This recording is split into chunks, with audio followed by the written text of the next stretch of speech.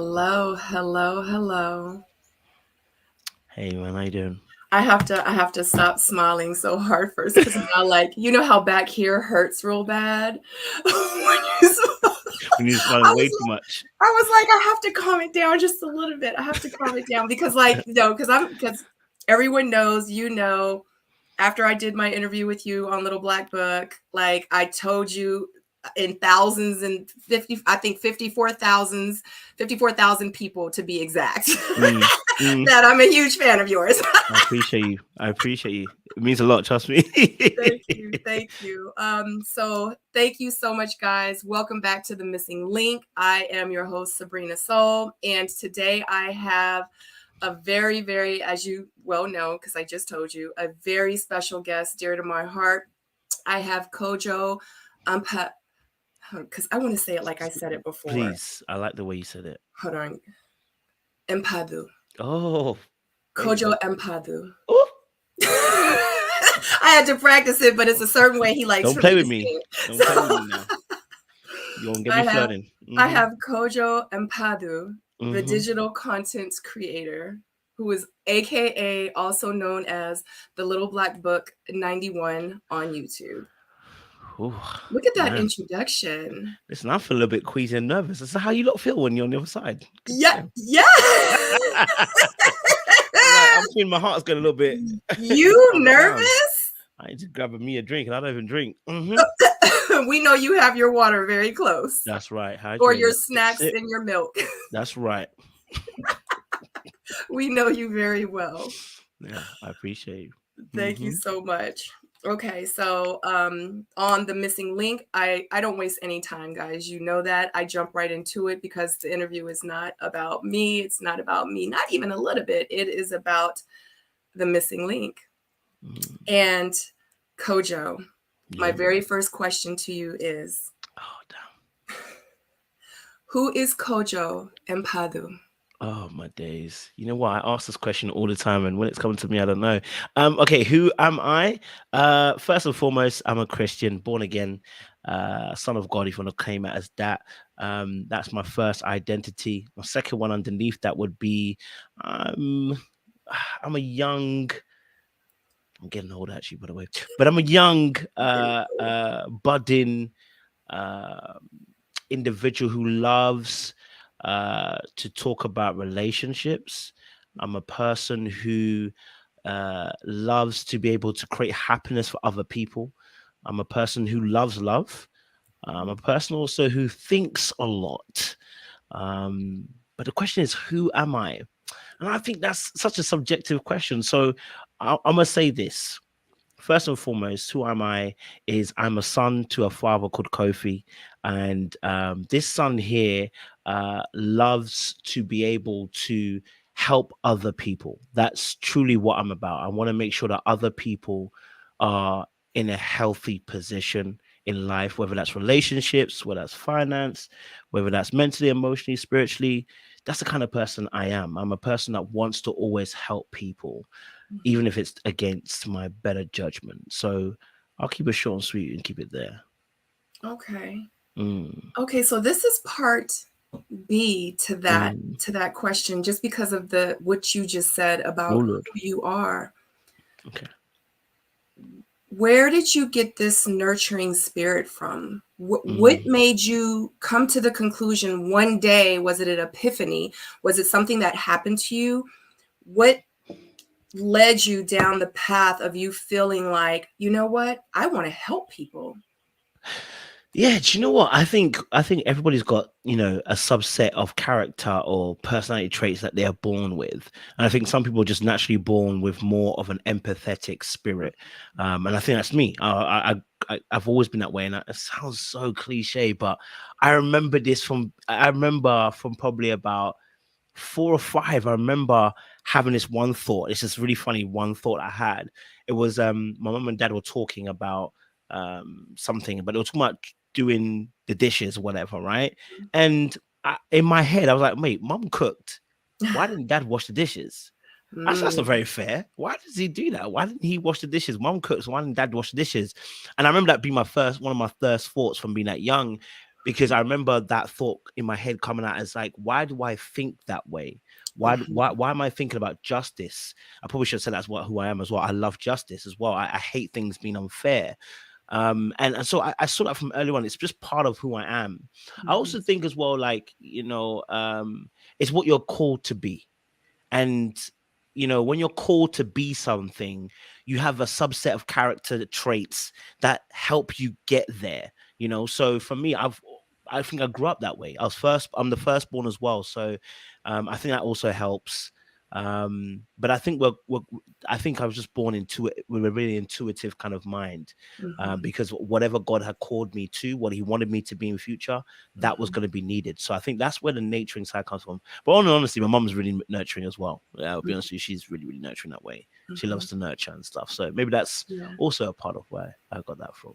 Right. Understood. So it's pretty much what you were created to be and to do. I believe so. I believe so. I get it. I get it. I love that. Okay. So everyone always asks, you have an accent. When you speak, you have an accent. It's an amazing, very nice accent. I love it. I love to hear you speak. Yeah, I appreciate it. Where are you from? Where is your accent from? Where did you grow up also? Yeah, so I actually grew up in UK, London. Officially born in St. George's Hospital, I believe, is that Tooting area, around South London. If those of you who know London, around the South London area, I grew up. I was born in that particular hospital.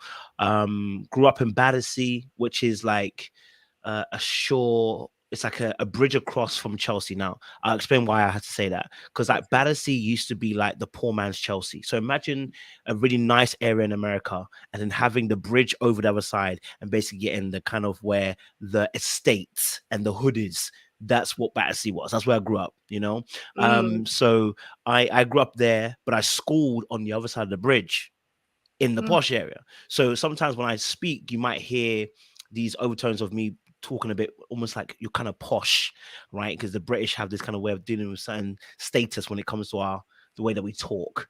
So I schooled in Chelsea, Kensington, and that was what primary school. So grew up there, and it was fun, man. I enjoyed myself when I was there. I was a model student. I behaved myself well. I didn't get into any trouble. I think I got in trouble one time. Okay, I think because your whole one time I peed on the floor. That's what I got in trouble for. But by all means, it wasn't my fault. Okay, it was my fault. It was my fault. Okay, I had a little bit of I don't know what I was thinking. I actually think about that memory a lot, and I go, why did I pee on the floor? Like, what was I thinking? And I honestly, for the life of me, I don't know what I was really thinking. I think it was just, just a moment, a kid moment. Yeah. A kid moment. Yeah. We all have them. We all have them. You peed on the floor too, or? Well, I didn't pee on the floor, but I did pee in the bed one time. Okay, there you go. And but I thought I was getting up to go to the bathroom. I was like 8 years old and I was sleeping with my mom at the time. And I was like, Mom, I peed in the bed. Wait a minute. I'm supposed to be interviewing you. I know, but we just sharing some stories. We were just sharing some stories. I didn't want to be alone. I still want to be alone. Hold me. And I'm always keeping 100. So. I still want to be alone. That's all. I just want to be alone. So it wasn't on the floor. It was in the bed. But okay, it's okay. It's okay. It's okay. Want to be kid. I'm a Toys R Us kid. You're right. Exactly. It's like just don't do that now. No. We don't do that. We're grown now. Exactly. But that doesn't mean anything now. Some people still do. To each his own though, to each his own. Okay, so what did you want to be growing up? Yeah. Good question. What do I want to be? I want to be a footballer. I want to be a footballer. Yeah. For you guys to be soccer. I want to be a soccer player. That's what I was about to say. That was soccer, right? I want to be a soccer player. I wanted to play for Chelsea because that's Chelsea was that was across the bridge. I wanted to play for the blue team. That was one of my first dreams. I think the second one also too was to be a banker, which I actually became. I actually wanted to be a banker. I wanted to work in banking. I don't know what it was about banking, but I just liked Probably the money. bank. Yeah, probably the money stuff. Probably the money, you know. Again, it's probably the money thing. So yeah, I wanted to work in banking. And funny enough, actually that I used that for an interview. So when I went to get my first banking job, my mum actually was owning a bookstore. And she banked with a bank called Barclays. I think you guys have Barclays in America. So yeah, we Mhm. had a bank called Barclays we banked with. And I remember we had a receipt. I still have the receipt back at the house from when she owned the store, which was 1997, I believe it was. She still had the receipt from one of the books that she had bought, one of the receipts from telling, giving money in. So I don't know how the receipt stayed in the family. I don't know why it still stayed, but I actually used it in the interview, guys.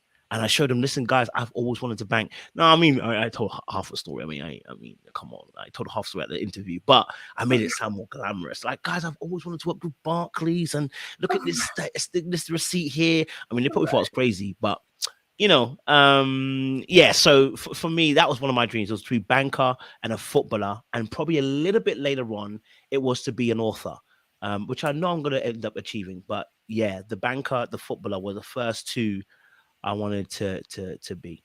Yeah. Okay. I Mm, can see all of that mm. actually. Money, Yeah, money, money, right? especially yeah, I can see all of that. Like especially with like your TikToks and your dancing that you do. Like I can see the whole soccer thing you like, The like movements. you It's all about the waist movements. You understand? We've right? got to dribble Like past people. All right. Quick hips. Quick hips. Can't do it now, but quick hips. You know what I mean? right. But so are you actually in the process or are you writing a book? Like are you Do you know what's so mad? I've been writing since I was like 13, right? uh-huh. And man, like I've got an idea. I'll give you the idea. I won't tell you what the whole thing is, but I'll give you an idea. So I've been writing a series of books. There's like 8 or 9 books all in this series, and it's all interconnected and interwoven. So like there's one story where it begins with, so the character's called Franklin and the other character is called Kayla, and it's called can boy and girl be best friends, right? So it Okay. starts with these two telling about their story. As the story progresses, Franklin meets different people. Like he runs a business, so then he runs like a property business. So the people in the property, another story starts in another book from the people that he meets on the property, and Mm. then they meet someone else, and another book starts from that story. There's like 8 or 9 different books, which I started. I'm halfway through, and then as you grow up, you're like, I'm not sure if I should do this or should do this. So I really should be finished. I really should finish, and we're gonna get there. But I'm just letting you guys know. Listen, when it drops, listen, JK Rowling, move over, okay? Because I'm taking the throne. All right. J.R. Tolkien, move over, because I'm taking the throne. Okay, Mallory Blackman, move over, because I'm taking the throne. All right. Anyone else you can think of? Do you know who I really like as an author? Kiki Who? Swinson. I don't know if you guys remember Kiki Swinson was writing the wifey books. I like some of those books that are a little bit when you read them, they're a little bit you can tell they're from the hood, but you can also tell that they're a little bit saucy. Okay, I like them kind of books. You know, they'll be saying some stuff in there that you will test your Christianity instantly. You know what I'm talking about? The ones where you read it and they're like the first page, it's like baby, you need to. It's what we're doing on the first place. Oh my god! So I like not Mills and Boons. I'm talking about our black version. You know the ones where you read it and it's like correction officer or this that, and it's just throws you straight into it. That's the kind of books I'll be liking. You know what I'm saying? So Wow. forgive me, but here's what it is. I was getting ready to say from where you started this interview Mm. to Yeah. you don't went from I am coffee son to saucy. Yeah. Listen, some of them books, Kofi son. some of them books. I'll talk about it one day. I love it. I love it. So when do you think I'm gonna apply pressure? When do Go you on. think that we will be expecting this book? All right, cool. So there's another book that I'm writing currently actually, which is this is one that the audience actually asked for, which was more of a book on relationships, which I'm writing. So that one is actually I need to produce that by the end of I actually need to get it done by the end of the year. There's no argument in that one. So that's got to be done by the end of the year. So that one is called PEW. So if you've heard me ever say it before, position expectation once. And it's a book around making sure people do not fall into any more situationships. We are tired. It's 2022. I don't want to see you in any more situationships, ladies and gentlemen. Okay. There is no more excuses. I'm going to produce a book for you to help you along that journey so we don't fall into it. But also, it's just a really good book to be able to reflect as well, because it's not just talking about situationships, it's talking around why we choose to be in these situations and what is going on in the brain and in the mind and in the psychology of why we got to that point. So, yeah, I had to do some more reading around it to kind of like make sure I got enough of the detail into there. But yeah, so that listen, you guys need to be at me every month. Like, Coach, where's the book at? Because by the end of the year, that book's got to be ready. You guys heard that right. Slide in his DM, put pressure on him. Please apply Put pressure on him. You heard it from his mouth. Because I'm trying to see, and if you ever need, some advice, or if you ever need some cliff notes from somebody that chose herself. Okay. A1, I could use you as an example. Okay. Absolutely. Example A. Okay.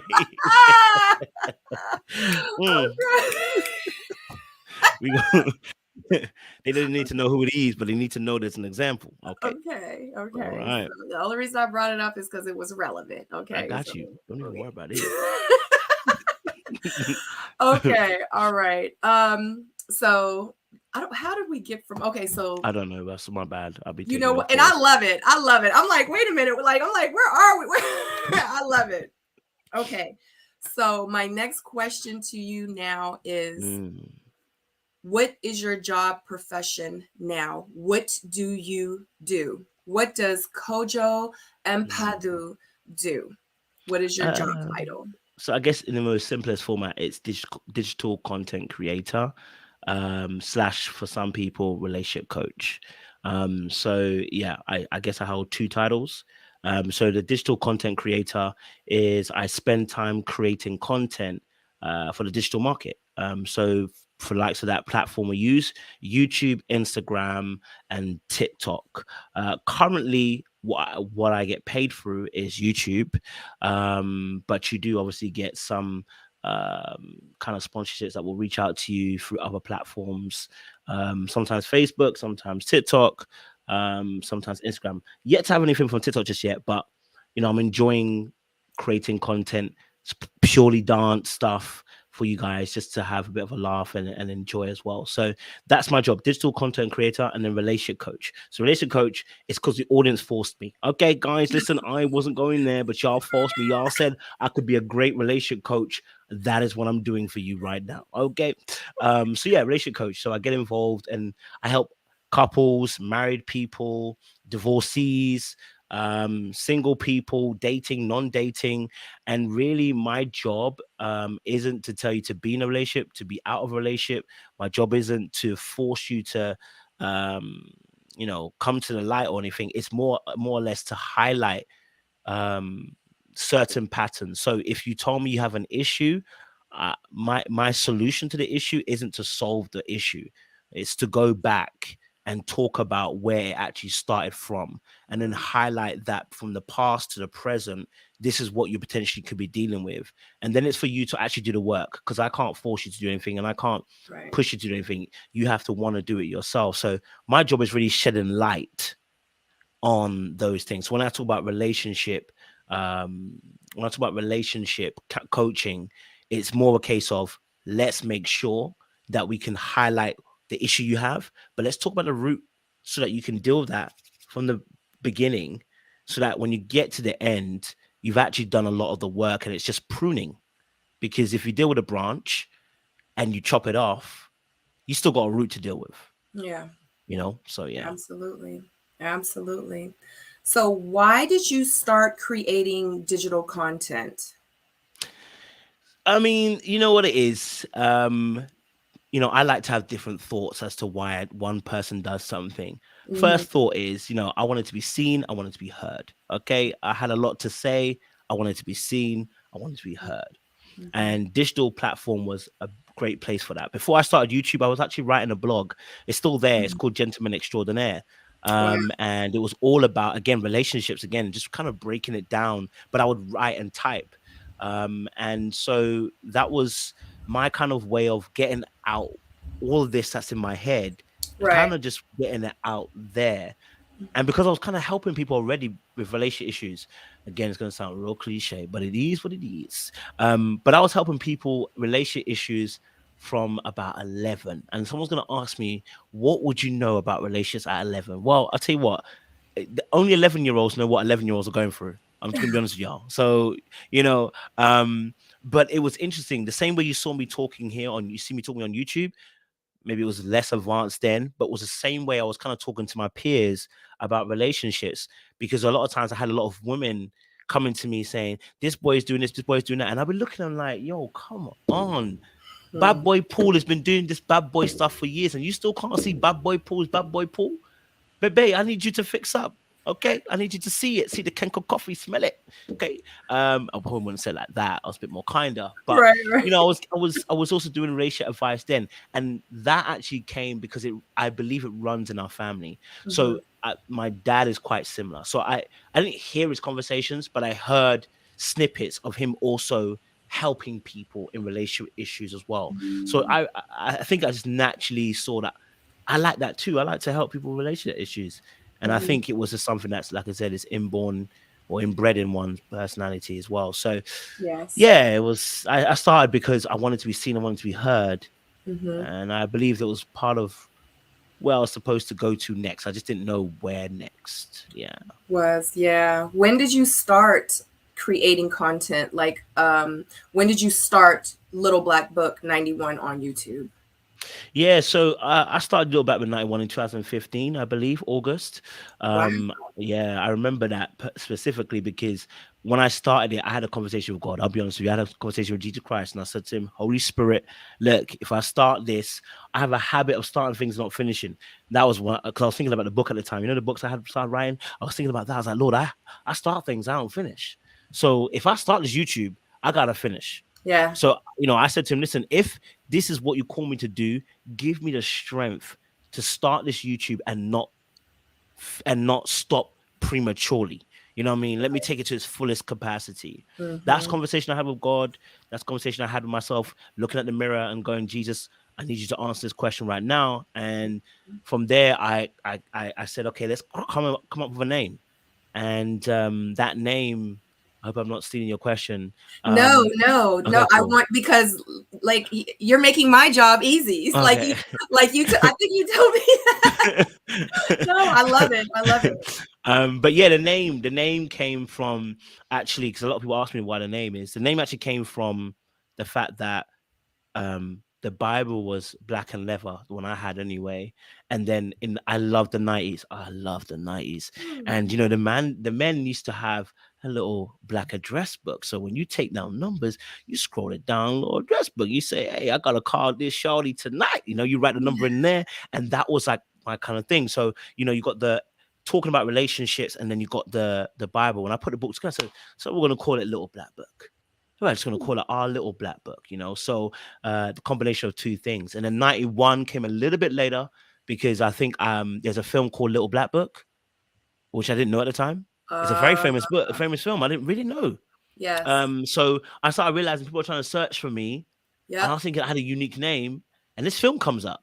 I was so annoyed. I said, I thought I had a unique name, but not me knowing, that someone had already gone after it. So the 91 came a little bit after, just to kind of, differentiate myself from the actual, film and stuff. So yeah, it was. I started in 2015, and I was determined to conquer. Yeah. Yeah, Well, you did. You I conquered appreciate it. that. I appreciate that. Yeah, you're well Thank on you. your way. And the thing is you had a thought, you had a plan, and you executed. And just like you said, you had to talk with Jesus and Yeah. God. And and the thing is he gives us the tools to be able Mm, to make these things happen. We just have to show up and use yeah. them. And that's what a lot of people don't get. It's hard, of course, but it's easy in a sense Because it's you. because it's you. All you have to do Mm, is apply it. A lot of mm, people don't realize that. but 100. okay. So with digital content creation, what did you, when you first started YouTube and doing videos, what kind of equipment did you use? You said you were 15. Like, were you walking around like with your cell phone? Like, how were you doing your vlogs? What were you recording your content with? Like, what did you use starting off? And then what do you use now? Like, did you evolve? Did you advance? You like, nope, I got the same iPhone 3 I had when I was 15. Yo, to be honest, you know what? When I first started, I would have started YouTube earlier had I understood that I didn't need all the equipment I thought I needed to start YouTube. Because I thought we needed a super camera to get it started, make sure it's all clear. But then when I actually started looking at YouTube, I see a cat going viral on someone's free GP phone. I'm like, how's a cat playing the piano on this poor quality going viral? Because you psych yourself out of, and this is for anybody who wants to do entrepreneurship or do their own thing. You're gonna this is also part of my podcast I'm also dropping soon. Don't psych yourself out by trying to think about all the hows, because it's the hows that really get you locked in, that goes, I can't do it. Sometimes you just need to start. And so I started off YouTube with a phone. Now I purposely took out. I get contracts, phone contracts, and it renews every 2 years. But my next contract, I made sure that the phone had a good camera. I'm just gonna be honest with you, had a decent enough camera, which was a Sony Xperia Z5, and it had a decent camera. It was the right camera. But I also bought some lights, right? So I also bought some lights. But even before I bought the lights, I simply just started with the phone. That's what I started with. I just started with that phone and I used it as best as I could. I wasn't very good at lighting, everything like that. If I remember, you can still see the earlier videos up there. I was using bedroom light. I mean, lamp light. Okay. It wasn't very appealing. Now when you look back at it, at the time I thought I was a shiznit. I'm gonna be honest. I thought That's right. I thought I was living right. That's right. I thought I was holy without those That's lights I right. was showing. Okay. So that's what I was doing. And so that's what I started. I started with that camera. I didn't have no mic or anything like that. That came like a year or two later. Simply that, and then I bought a tripod, and that was it. I was on my way. Tripod, phone connector. Let's go. Let's film some stuff and let's talk. And you'll see it. My very first video is in my garage, because that was the only place I could properly kind of film. And even then the quality was a bit shambolic. I mean, the thing was doing all those stuff like this, but you know what? Y'all appreciate it. Okay. Yeah. I went back and looked at some of your older videos. Oh boy. And you've definitely come a long way, and I commend you for the glow up. Thank you. God bless you. Okay. The bedroom's clean now as well, guys. All right, because I know some of you are complaining. Right. My duvet was hanging over the edge. Okay, look, I just woke up for some of these videos. Y'all need to chill. Okay, like, I woke up like this. I woke up like this. I filmed some stuff for you. Y'all go chill. So, vlogging. Yeah, exactly. I was trying it all. Okay. Okay. So how did you become so successful on YouTube? Like, where do you think like your success came from? Because obviously you had to start off with one subscriber, like all of us had to. Yeah. And now you're well over 60,000 subscribers. So where do you feel like that your success and the subscribers count, the growth, where did that come from? Yeah, so I mean, I run with the ethos, which was that looking at the numbers, of course, I want it to be a big one all the time. I want it to be massive, viewership. But I looked at it as how many people would be in a room. Let's say you had a viewership of 100 people, right? 100 people viewed your video. I saw it as 100 people in a room. That's how I saw it. So if I had 100 views, I'll be like, oh, it's disappointing. But I'll tell myself, that's 100 people watching your stuff. Imagine you had 100 people in a room. It sits differently. Now, it's about perspective. I had to shift my focus of perspective. That was number one. Number two, I had a long-term vision, which was I understood, for instance, music. There was an artist in UK who called Wiley, and I remember, was it Wiley? I can't remember anyway. I can't remember the artist's name, but he was saying basically he'd been doing background work for years, like for music for people. And then it took like 5 or 6 years before he blew up. And I was like, everyone's asking, where did he come from? But he's like, I've been doing my thing. Y'all ain't been seeing me, but I've been doing my thing. Yeah. And then I had another story, which was the final nail in the coffin for me, which was J.K. Rowling, who I really love, because I love the Harry Potter series. And if you know her story, it's taken her over a decade to write the book she's written. Mm-hmm. So you'd be thinking, raw, like, oh my gosh, like it's got to be now, because you can only see now. But when you hear some people's story, you realize not everybody's story is now. Some people's story is it takes time to get there, right? Some people's story is a fine wine before it reaches its destination. So for me, when I heard those stories, I said, that's how I'm going to treat my YouTube, that it won't be now, potentially, that I get the big blow up, because I was seeing it from the UK. I was seeing other people that were doing YouTube 3 months, 3,000, 30,000, 100K viewership, subs. I'm still seeing it now. People getting onto YouTube and immediately becoming 100K. And I had to stop looking at them in that light and start saying, that's not me. Because when you start thinking, why is it Usain Bolt can run faster than everybody else, then you won't run at all. Yeah. You know what I mean? If you think to yourself, well, I can't win the race, well, that's the biggest fault you got right there. You think you can't win the race. Now, you may not win the race. Usain Bolt might win the race, but you need to be in it to at least win it. You know what I mean? If you're not in the race, you can't win it at all. So I had to start rethinking and reshaping my mind to say, actually, success is not going to be determined by what other people are doing. Success is going to be the impact I'm going to make. Can I make an impact on the people that are listening? Can I change people's minds? Can I influence people's minds to think differently? And that was my main goal, to get people to listen. To be fair to anybody watching this, I don't want to make it seem as if I started YouTube fresh. I already had a Twitter following. So I already had like maybe 4,000 people. But again, I had to build that up too. Right. And I built that up by consciously providing content, by talking about things that were important to me, because that's the only thing I can do. I can only talk about things that I know, and I can add some quality to, and I can add some value to. And that's what I have to think as well. What is the area that when I speak about it, I add value to? And so that I built up the Twitter up to about 4,000 people. It's still at 4,000. That's how I haven't done much of it again after. And then I shifted that.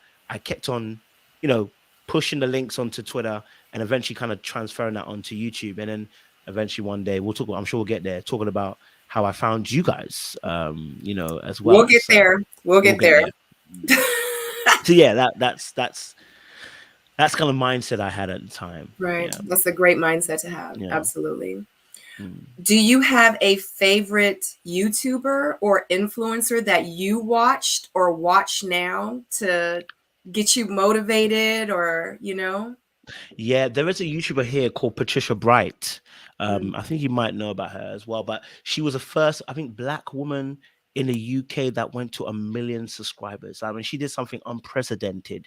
And something about me is also, and it's not just a gimmick when I push it, I don't care if you're a woman or a man. As long as you Black, if you achieve something, I'm inspired. Yeah. Because if you can achieve it, it means I can achieve it. You know what I mean? If you've done it, it means I can also do it. So Patricia Bright was, such an amazing individual. She was doing vlogs and everything like that. Another person who actually inspired me, who maybe right now maybe doesn't inspire me as much, but I still love her. I got love for you, girl. But you moving a bit cray right now. Was what's her name? Why has her name gone out of my head? She was on RHOA Atlanta recently, but she's originally a YouTuber. Why has her name gone out of my head? Really? Yes. How do I not know this? And she broke up with her husband. You talking her name? Not Cynthia Bailey? No. No. She was a model. She was on RHOA Atlanta, and I cannot remember her name for the life of me. It's gone out of my head. But she was doing vlogs. You talking about Jocelyn? Nah. Baby, you said she was kind of cray. So no. She kind of cray. No, she kind of cray now because she had a little issue with her husband. Kenya Moore? No. It's still cray though. Latoya Forever. Thank you. Latoya Forever. Oh, okay. Latoya Forever. Yeah. I mean, there's a lot of cray people in RHO, but everything is alleged, everyone. Allegedly. But Latoya Forever, again, is another person who I was watching. I got forced to watch that for my little sister. Shout out to my little sister. you know, because she was always watching her, and like, that was another person. I was like, rah, like she's doing Yeah. big things. She's originally from Canada and doing her thing, and I just saw her just growing, and I was like, wow, this is inspirational to see someone just kind of growing like that. So yeah, those were like the two that when I saw them, I was like, oh, okay, these are two powerful people, and I Yeah. didn't really see a lot of men in that space, so it was kind of difficult to say what men at the time. This is early YouTube days, so it was kind of hard to have black male role model because we weren't really on the socials like that in terms of Hmm. YouTube at a point. It was Right. more the ladies that were kind of doing it. So yeah, I didn't really get to have that early kind of role modelish, if you want to call it that, at the time. Mhm. That is correct. Yeah. Mm. Okay, so this is the $1 million question, which probably is going to make you $1 million. Oh, good, because I'm waiting for making 1 million. How do you get your interviews with Mm, influencers, people that's been on TV, these mm, reality shows? Like, mm. how do you get your interviews?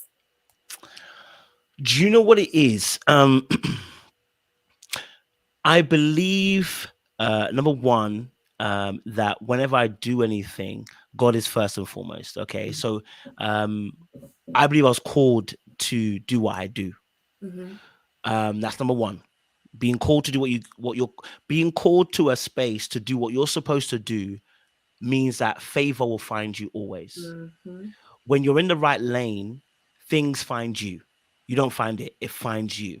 And I think sometimes that's what a lot of us on, I won't say a lot of us not in, some people are not in the right lane, meaning you're in someone else's space or you're Yeah. doing something because you think someone else told you to do it. If you're in what you're supposed to do, the Yes. provision means I'm providing for the vision. That's what God be doing for you. So, you know, when you're in that lane, it happens for you. That's number one. Number two is also then there are characteristics within how you carry yourself that draws people to you. It's a light that you carry. What kind of light do you carry with your gift that makes people want to draw onto you? Because the Bible says, you know, your gifts and talents will make room for you before kings and queens. My Mm-hmm. biggest question I ever asked myself was, if I'm gonna draw these people who are on these platforms to my platform, I have to offer some light that Mm-hmm. no one else is offering. Which Yes. is why for me, and you know, whether people agree with it or not, I don't like the tea thing, because the tea thing becomes very callous very quickly. It Mm-hmm. becomes very cold. It can become very bitter. It can become very distasteful very quickly. Shout out to anybody who's doing tea. I'm not trying to shout you out. I'm saying for me personally, how I deal with people is I deal with them on the net as I'm dealing with them in real life. If I'm about to meet you, I'm not about to drop tea about you, right? Because if I meet you, I can't say it to your face. Yeah. Right, but I can tell you about your behavior. I can be like, listen, I ain't gonna lie to you. The last time you was behaving the way you was behaving, I mean, the way you did it was a bit, you know, it was a bit some way. I'm gonna be honest with you. And so what I try to do is I try to offer something that no one else is offering, which is why I focus solely on behavior. Mm-hmm. If Mm-hmm. I can talk about behavior, who else was doing behavior? I said, well, I can't see anyone else doing behavior. All right, so that means I'm gonna make sure that I talk about behavior, because I'm sure that anybody watching would be wondering what's going on in what they're seeing. They can see it, but Mm-hmm. they need knowledge to be able to fully deep what they're seeing. I'll provide it. And so I believe that those who are on the show too, when I do that, whether you agree with it or you don't agree with it, at least you're having somebody saying, it's not about whether I like you or not. This is not my issue. My issue is not whether I like you or not. My Mm-hmm. issue is at least you can see that I'm talking about behavior. And if I disagree, you want to come and challenge me. If you agree, you want to come and certify what I said and say, how did you see that? Or if Right. I'm wrong, you're going to be like, yeah, bro, you ain't got enough information to say you got it wrong. But now you want to challenge me. That's fine. Come and challenge me because now you want to talk. Let's Mm-hmm. talk. Mm-hmm. Right, so that's how I built the brand around that. And that's anybody who's come onto the panels as well, anybody who's you know, been in my present when we talk about it, I've always encouraged them, talk about the behavior. Mm-hmm. Right, talk about the behavior.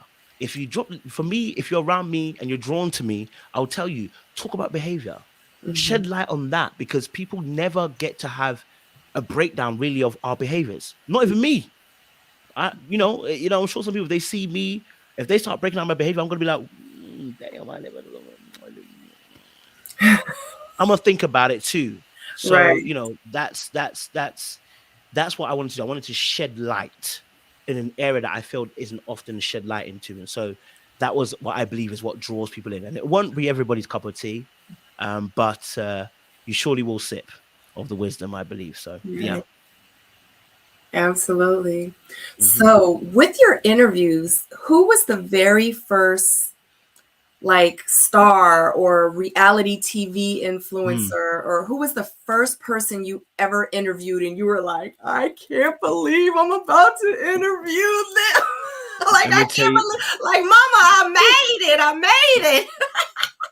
Like, man, who I'm gonna was, tell you, man. The first person was, and again, and shout out to Ready to Love, because regardless of what everyone thinks, Ready to Love really helped me put me on the map. So I'm gonna be very honest yes. with you. When I started reviewing them, that's what took my channel even further out. So let's be honest. First person ever was London from Ready to Love. Is it first season or second season was Wow. on London? Yeah, because he watched one of the reviews and he commented on the video. Said he ain't really agree what I said, and he said he wanted to talk. And I said, "You wanted to talk?" I said, "Bro, what you want to talk about?" He said, and that was one of my first lessons about doing what I'm doing, because he said to me, I called him a liar, right? And I was like, so what do you mean? Like, you disagree with what I said? I thought you were lying because what you said. He said, but you call me a liar, bro. Right. You have all the facts. You can say maybe I was lying, but you just said I was a liar straight away. And that taught me something, right? That particular season was like, oh, okay. Do you know what, bro? I may not agree with you, but I understand what you're saying here. I kind of went straight for accusation. I didn't get all the information. Mm-hmm. London, I love you, but I still think there's some, you know what you said. But again, he taught me something in that moment. I'm not here to destroy people. Right. I want to make sure I shed light, but I'm not here to destroy people. So Mm. when he came, he eventually came on and interviewed. Actually, that was on Instagram at the first time, and that's actually what kicked off, I guess, this flurry of other interviews that have come up. So I was like looking at London, like, oh my god, I seen this guy on my TV. Right. He's on my TV. Right. Like, that's tight. That's Yeah. tight. Yeah, it's Golly. crazy. So yeah, shout out to London for seeing that. And then I think other cast members reached out. Ashley from was she first season? Ashley, beautiful dark skin. Ashley. Oh, I remember Brent was on that season, and Divine was on that season. Was that Atlanta? Was that Atlanta? Yeah, it might I have been think that was Atlanta. Atlanta. Yeah, I think that because was Atlanta, right? London was on Atlanta because he was with Divine. That's right. Okay, all right then. So there you go. Yep. All right. Yeah. Wow. So And I yeah, think that she was the also reached second out. season. Okay, so yeah. Yeah. Man, it was That's yeah, amazing. they've been great. So okay, Yeah. someone said Ashley's first season. Okay, whichever. Oh, So yeah, there were some good people just reaching out, at the okay. time, and Yeah. yeah. But London was the first interview. Yeah. So do they reach out now, or do you reach out, or does it happen both ways? Like, sometimes, like, because I don't know, I think I might have even slid in your DM like, hey, Kojo. Do you know what it is? I think it depends on the people. Like, I mean, I spoke to Ashley the other weekend. I think we was talking. So, some other people do. Yeah. Some of the people we still talk and we still chop it up. Shout out to as well, my guy. You know who you are, bro. I don't say your name, but you know who you are. Shout you out. But no, I'm playing. But no, for real. I still talk to a couple of cast members. And we still chop it up, and we still, have a bit of a kickback and say, hey, what's going on with you? Hope you're good, etc., etc. And it's good. It's friendly. You know what I mean? I like that. You don't have to sit on top of each other, but Right. check in once in a while, make sure everyone's good, and that. Yeah. Yeah. Aren't you in a relationship with a couple of them? See, Sabrina. I mean, the streets saying that we in a couple right now. Streets are saying we in a couple right now. What? Whatever, Coach. Okay, but I might just be there for the maintenance.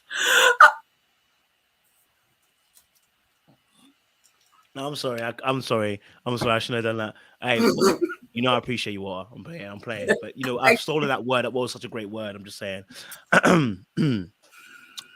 I can't. I'm composed. Okay, moving forward.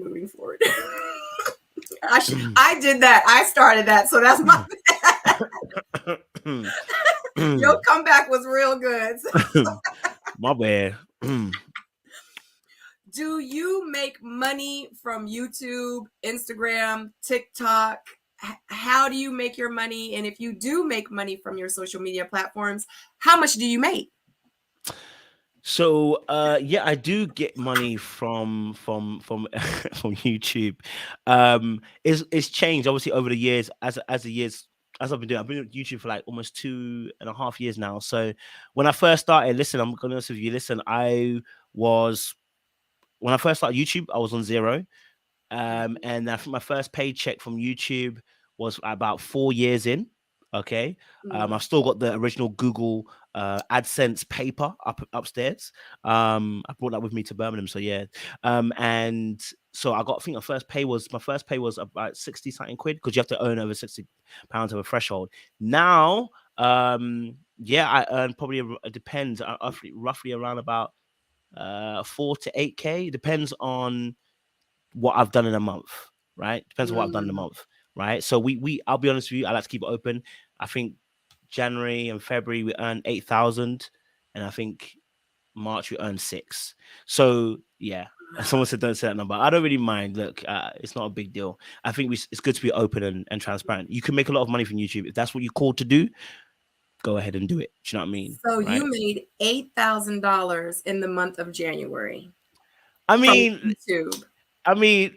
that's before the tax, but yeah, Right, before the when tax. the tax comes in, but yeah, And that's roughly what we made. Yeah, and this is strictly from content, not anything for sponsorships or anything. This is strictly strictly content, off of content. strictly content.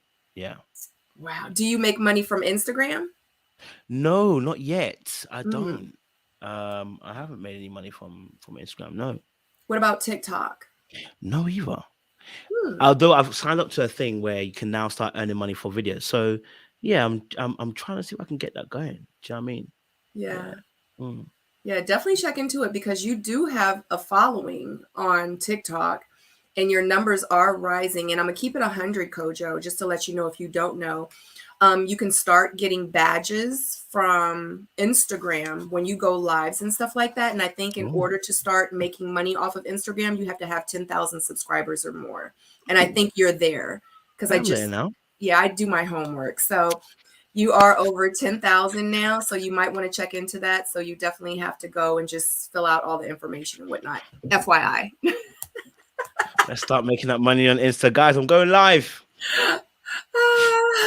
Send your money. Hey, just because I make 8K a month, guys, don't stop sending your money to me. Listen, look, don't. I don't want. I don't want. Some of you will be looking at me like, "Oh, he make money now. He ain't get my money." Listen, let's not do that. You know what I'm saying? Listen, I'm providing great content. Keep paying, guys. I appreciate you. All right, all right. Right, exactly. Exactly. It's a job. It's a job. This is hard work. A lot of people don't understand. Like, Listen, it might Sabrina, seem glamorous. It might seem like it's cool and fun. People don't understand the. can we talk about that hard work? Yet, Because how people about don't you really. talk about it? Because you've been doing it longer than me. And let me tell you, from the time that I wake up and the time that I might go to sleep at 2, 3 o'clock in the morning, you're up for like 27 hours. And I'm like, does he sleep? So please explain it to the people because that's actually one of my questions. And that is, do you have a set schedule to work for yourself, for content or creating content? Like, do you have a schedule? Like, what do you do? How long does it take you to create content? How many Mm. hours a day do you work in doing what you do? Man, Sabrina, let me tell you something, man. This the part that people ain't gonna really realize until they start doing themselves. Okay, so as much as the money is great, it's amazing and fantastic, and I love what I do. So I don't really complain about having to do the hours I do, right? But I used to work a 9 to 5. That was what, 8 hours a day. Okay, with a break in between for an hour. That's 7 hours. All right. 7 times 5 is 35 hours to 40 hours we'll be doing, right? Now, some of you guys are used to doing more, maybe more in your week, or whatever. But I was used to a 40-hour week. That's what I was used to. Normal 40-hour week. Okay. When I started doing YouTube, for instance, when I was doing a lot of before I even became full time, I was doing Married at First Sight reviews. Okay. Now I'd watch the show on a Thursday because the show would come out on a Wednesday in America, but I would watch it on a Thursday after work. So I'm getting home on a Thursday at 6 o'clock, maybe 7, because I've gone to the gym to now watch this show for 2, 3 hours because I had to study it. This 10 o'clock. Then I have to then sit down and film it And that will take another 2-3 hours because I'm doing back-to-back reviews. I'm doing make sure that I can do it, pull it all and go. And then it would take me about another 2-3 hours because the way I edit, because I add the video content to it as well, it would take me another 2-3 hours to do the videos together. And then it takes another hour to render the video. So I'm not going to bed till 1-2 o'clock in the morning, right? On a Thursday night to Friday. And then Ready to Love will come on a Friday. And I would do the same process all over again on a Saturday. So Sunday, I was struggling to get up for church. So, and then you realize your weekend's gone. Right? And if there's a show on a Monday, if there's some type of show going on a Monday, it's the same process again.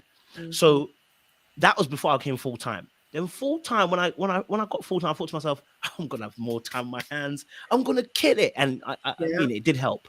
I can do more stuff. But it takes easily, and this is where people don't see, the editing is what kills you. The film is fine. I have no idea. It's the editing.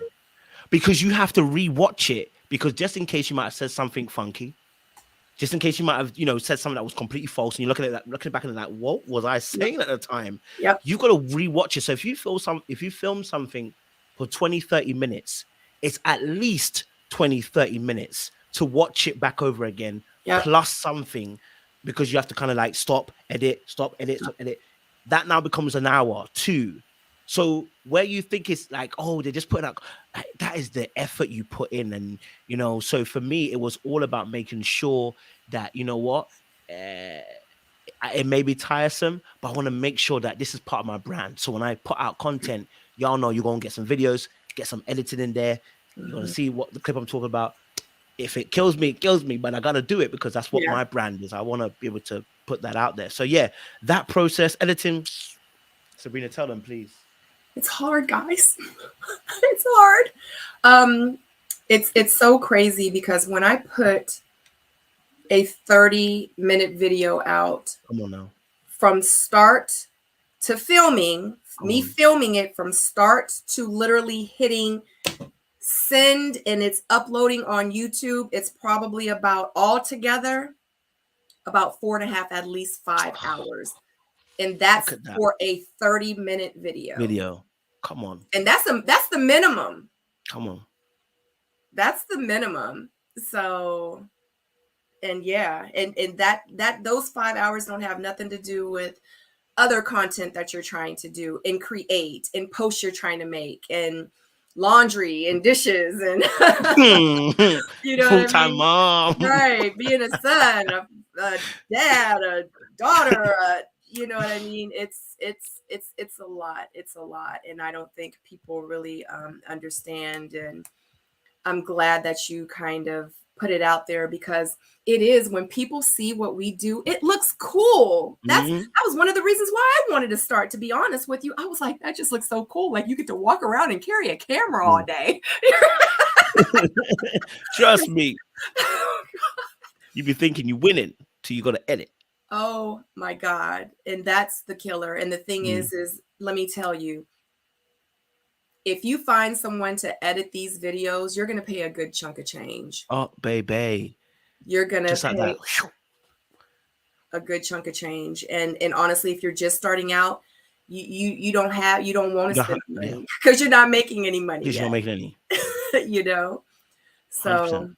Yeah, because I think you said, Kojo, it took you like 4 years before you even got your first check. Yeah. And it was only 60 quid, guys. Yeah. And even a year or 2 later, that was getting $250 a month. It's only when I quit my job that it started growing, because I could spend more time doing videos. And the audience will remember there was a month in May 2020 where I think I produced 80 videos, because I was trying to figure out what formula works best as a business. Because and this is another thing that's really difficult for people to understand. It's a hobby. I loved it at first as a hobby, but now it became my job because I lost my job and this became my full-time gig. I had to figure out the business behind it. There's a knack, there's a niche, there's a way of doing this that makes YouTube financially successful for you as an individual person who's going to do it. And you have to kind of find out your range and find out what works for you. So that month of May, I put out 80 videos. I don't know what to, I was just putting out different stuff I was talking about, just different stuff. I was saying which one would hit, which one would work. Yeah. Sometimes that's what you have to do though. Yeah. You know, you can't post that one video and you're like, this is it right here. This is the one. That's when you get like 12 views. Yeah. Yo, that is disheartening. You've done editing and everything as well. For now, 5 hours, this is for 12 after views? 5.5 hours, right? For 12 views? I'm telling you, it is stressful. And when you start seeing, and again, it's hard not to compare because you'll see other content out there, unedited, poor quality, sound might even be off. And suddenly that's 12 million views. And you're like, wait, I'm putting out great quality, great content, and that's not hitting, but that's hitting. And so you don't want to get into that space, right? So yeah, you're building a brand and people can't see you. It's almost like starting a business. In fact, it is starting a business. And if you start a physical business, you have to be aware that you don't have the visibility that a big brand does. You don't have the visibility that Nike does. So you can't expect Nike results. So you have to start building your brand. And one of the key components of building a brand is trust. And I can only trust you if I've been able to connect with your brand over a period of time, because that time allows me to build that trust with you and that bond with you and be like, okay, that's what they do. And if you're on this space as a creator, a lot of people do what I did, which is hit everything. So I'm talking about everything.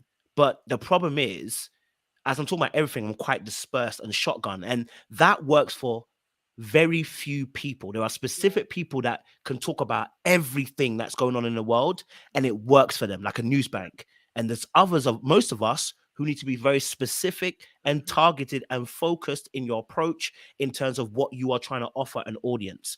I had to go for a rebranding, and that was part of that, because I was talking about Christ, I was talking about relationships, I was talking about football, I was talking about church, I was talking about everything, news, I was talking about everything, and I had to come and bring it all in alignment and say, let's choose relationships. We'll do about TV shows and relationships. That's the lane we'll go down. Yeah, and look what happened. That's one of the things that I actually learned about business, and someone that was successful told me that. They asked me one day, they were like, what do you do? I was like, I'm a fashion designer, I'm this, I'm that, I'm this, I'm that.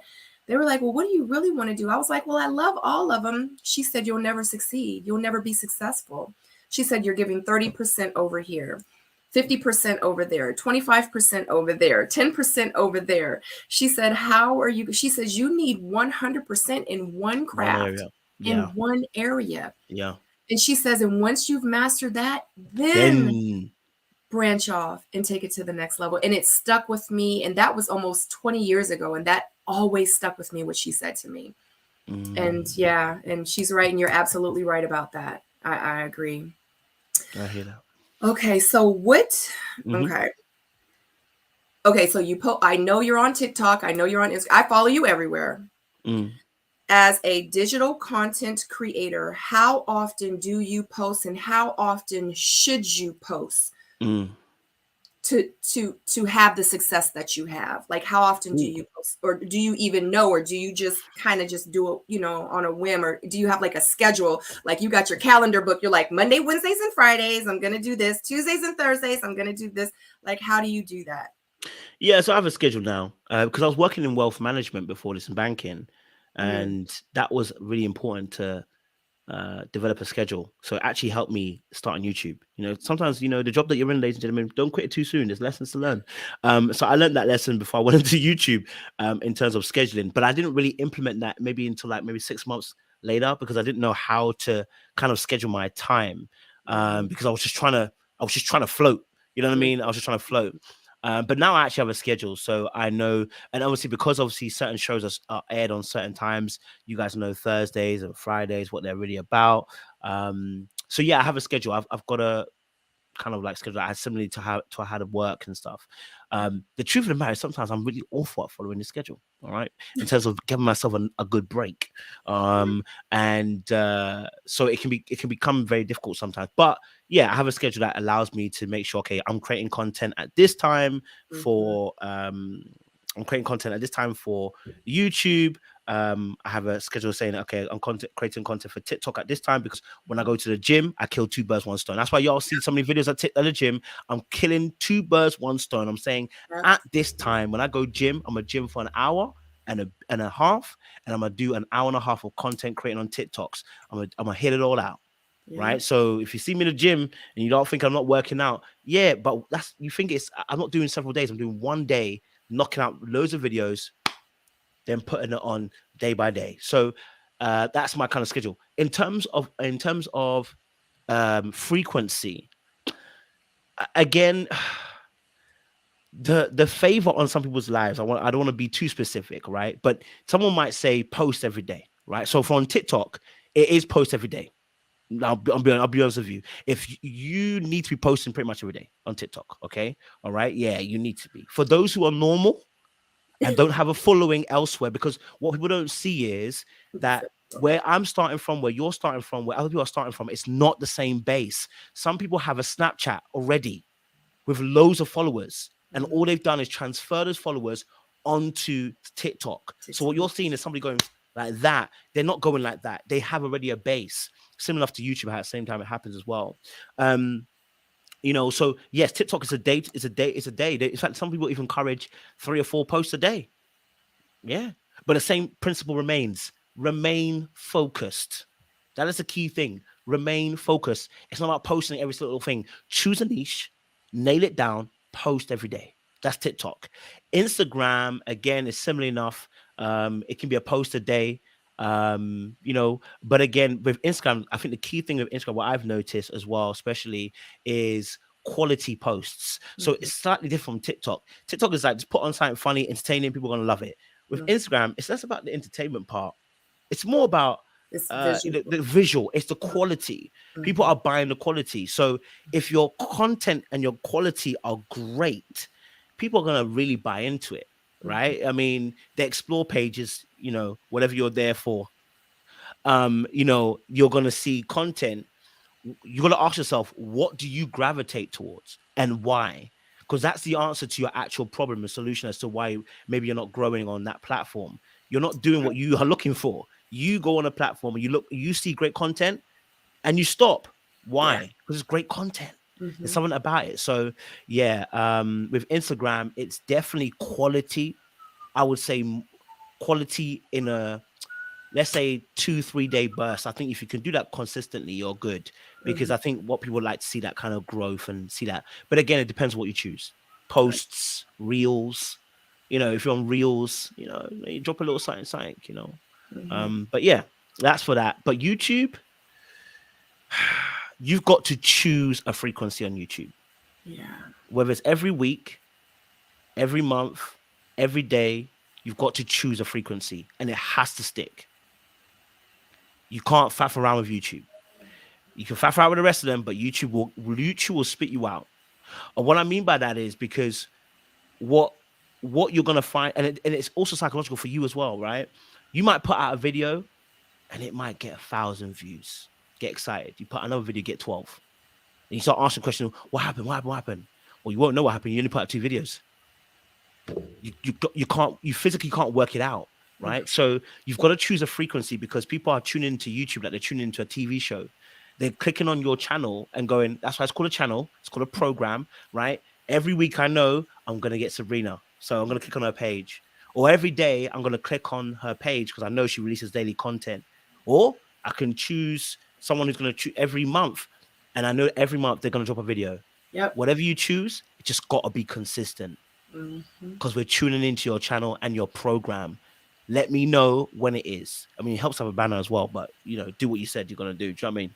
Yeah. So that's what I would say about schedule.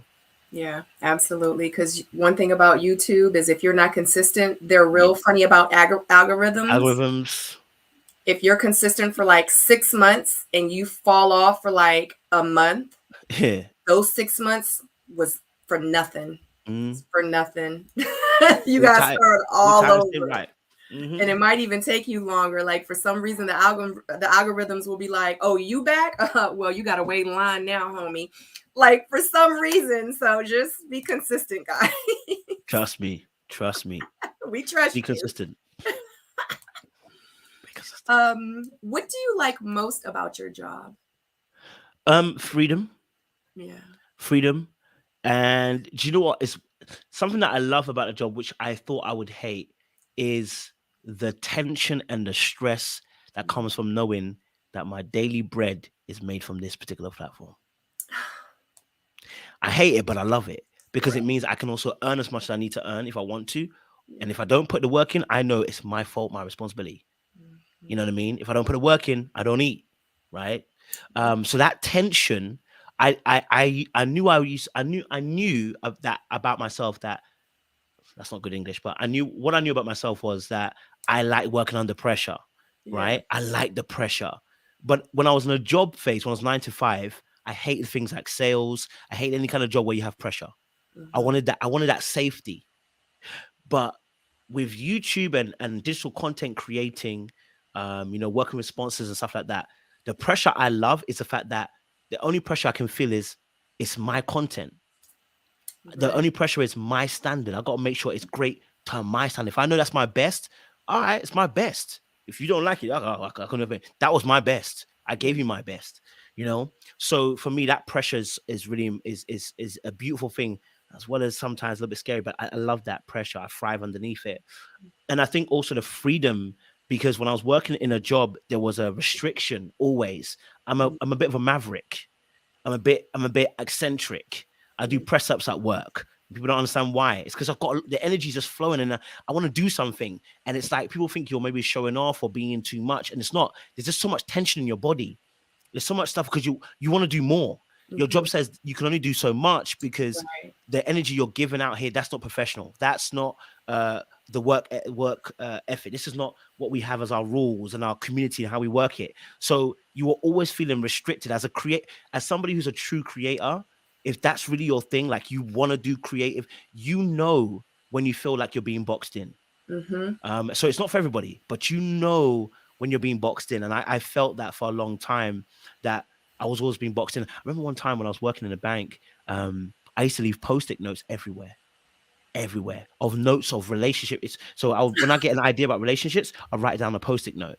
But I was leaving it everywhere around the bank. I'll just be forgetting about it. I write it down, and I walk away because the customers called me or whatever. I'll forget about it. And then my boss was calling me like, "Coach, we keep finding Sticky notes. sticky notes. Like, I love the fact you're being, but can we not Mhm. leave the sticky notes everywhere? It's unprofessional. You know Yeah. what I mean? It's just like it's just in you, it's all over you, and Yeah. you can't stop doing what you do. So the freedom to be able to do what I do best, which is be me, and then use the skills and traits that I have already, which is talk about relationships and break it down. Mhm. That for me is the beauty of what I love to do, which is why when I wake up, I don't ask what day it is. I just say, what have we got to do? Because I'm ready to do it. I know Yeah. it sounds mad, but yeah, yeah, I yeah. get it. I get Mm. it. I'm the same way. I What you get? never What knew you get, girl? What you get? Tell them what you get. it. Mm. Hmm. Well, tell them what you get. I get it. I get it. Like I'm just like when I wake up, and I've said this before, but not to talk about me, but I No, it's remember cool. like I'm the person that gets up and I'm like, I smile and I'm like, ah. I open up my curtains and I'm like, I hear the birds chirping and I'm like that's me. That I live for life. And I think Mm. that once I realized, and how you say it, once I realized what my purpose was, everything changes. Come on. Your mindset, Mm-hmm. the way you view things, like you view it in HD, like it's crazy. And everything else that's supposed to matter doesn't Thank you. anymore. Like it's crazy. But anyway, back to you. Okay. But you said what you said what I need to say. Thank you. So I get it. I get it. Okay. So what do you like least about your job? Hmm. I think sometimes the amount of hours it takes. And I Mhm. think it's because just like starting a new business, it's your baby, you've got to grow it. Yes. I think once you get to a certain level, it starts to the child starts to kind of fend for itself a little bit, right? Mhm. Which the YouTube's kind of doing a little bit by itself. But I think it's the amount of hours that we put into it.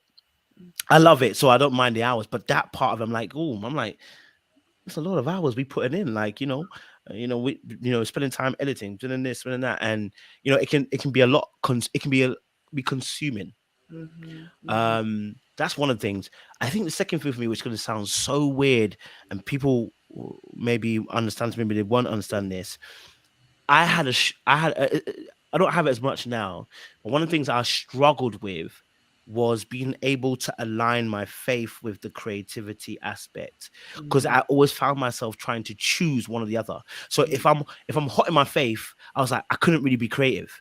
Then if I'm hot on the creative, I couldn't really be in my faith. And I was struggling to find a balance between the two. And it was one of the hardest things to try and get right. And I'm still trying to get it absolutely kind of at a good equilibrium. But it was one of the hardest things too, because if you're really strong in your faith, you find yourself on the creative side at facing certain lines like, can I do that? Can I say that? Can I go there? Am I allowed to? Like, you find yourself in that space. And so that was one of the hardest things, I think, for me, being a creator. Like, for instance, if I'm dancing and I'm shaking my ass, and I got people asking me, but is that a Christian thing to do, coach? I'm like, oh man. I mean, I'm just trying to shake my ass. I'm just joking around with it, like it's just me being funny. But it's like, oh, should you be doing that? You're a Christian. You're burning. Okay, no, but joking. No one's ever said that. But you know what I mean? Like, it's trying to find that balance, and so, and also trying to figure out whether you're. It's almost like the actor that's Christian. Should he do a kissing scene? Should he do a sex scene? Is he allowed to do that? Each person's got to ask themselves that question, because it's a personal thing, and what you believe that you're okay to do or not to do. And I think that struggle was hard, figuring that out in terms of what I can and can't do. And like I said, I ain't got it all the way. I'm trying to still make sure that for me is one of the hardest things. Yeah. So when it comes to, and this isn't even one of the questions I had on my list, but so when it comes to you creating content, is there any content that you would like to create, but you don't create because of your faith? Oh, that's a good question, huh? Good question. Because I'm like, because okay, let me let you talk. No, okay, so I think I just did some this year. So it's the topic sex. I'm going to be very honest with you. Okay. It is about the topic sex. All right, let me say it quieter so you shouldn't pick it up. That is the biggest aspect for me, because I'm so intrigued on the topic, because it's something that, whether you're Christian or not, people are doing behind the doors, right? And I asked this question: how do I improve my knowledge around this area? How do I understand my, this aspect without having conversation, without reading, without, getting deep in it? But then if I get deep into it, am I sinning now because I'm reading about sex? Like, so even the content, sometimes I'd be like, whoa, like, I was like, am I allowed to do that? So we recently had a live where we had a Christian sexologist, come on and talk about sex. And, it was good, But then I asked myself the question, are we allowed to go there? Because I got questions, okay? Like, I've got questions. And the funny thing is, I'm now on a mission, partly as well, to kind of like, I'm willing to take a risk into jumping into that area. If I'm wrong, I'm wrong. You know what I'm saying? If I get it wrong, I get it wrong. But I'm willing to plant the flag in that area to say, I think we need to have more conversation about sex. Yeah, we're gonna need to have more, right? And if that means sometimes I get it wrong because I don't sometimes, don't always be PC enough, or I don't cover the subject the way as a Christian as I should, I still want to have it, because I've seen the power of having this conversation, how it frees people, because people got questions and there's no safe space to ask these questions. And especially in our generation, we got questions, whether you married, whether you single, whether you dating, whether you celibate, whether you're not celibate, you got questions. Okay. And some of y'all ladies out here are suffering, and I don't want you to suffer no more. Okay. So I got a question. Go for it. Are you waiting until marriage? I mean, I am. But does that mean that I don't have Cornelius moments? Right. No.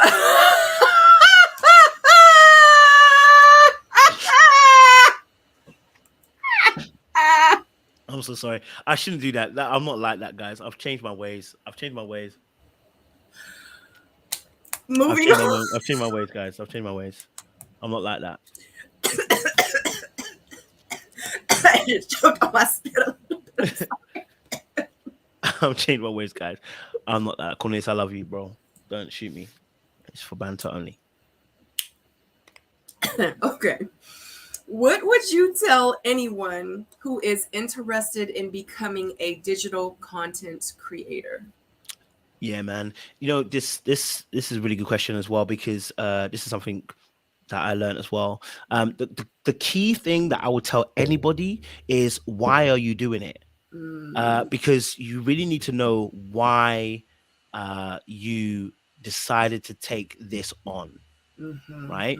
Because if you're gonna shift from being hobby to being real serious about your business, you need to know the why.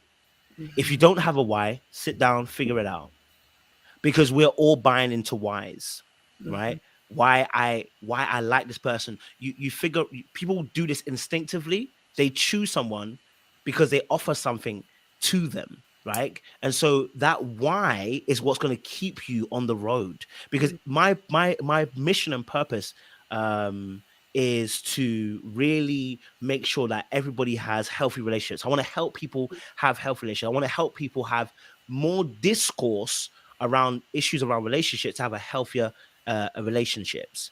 That's my why. That's my focus why.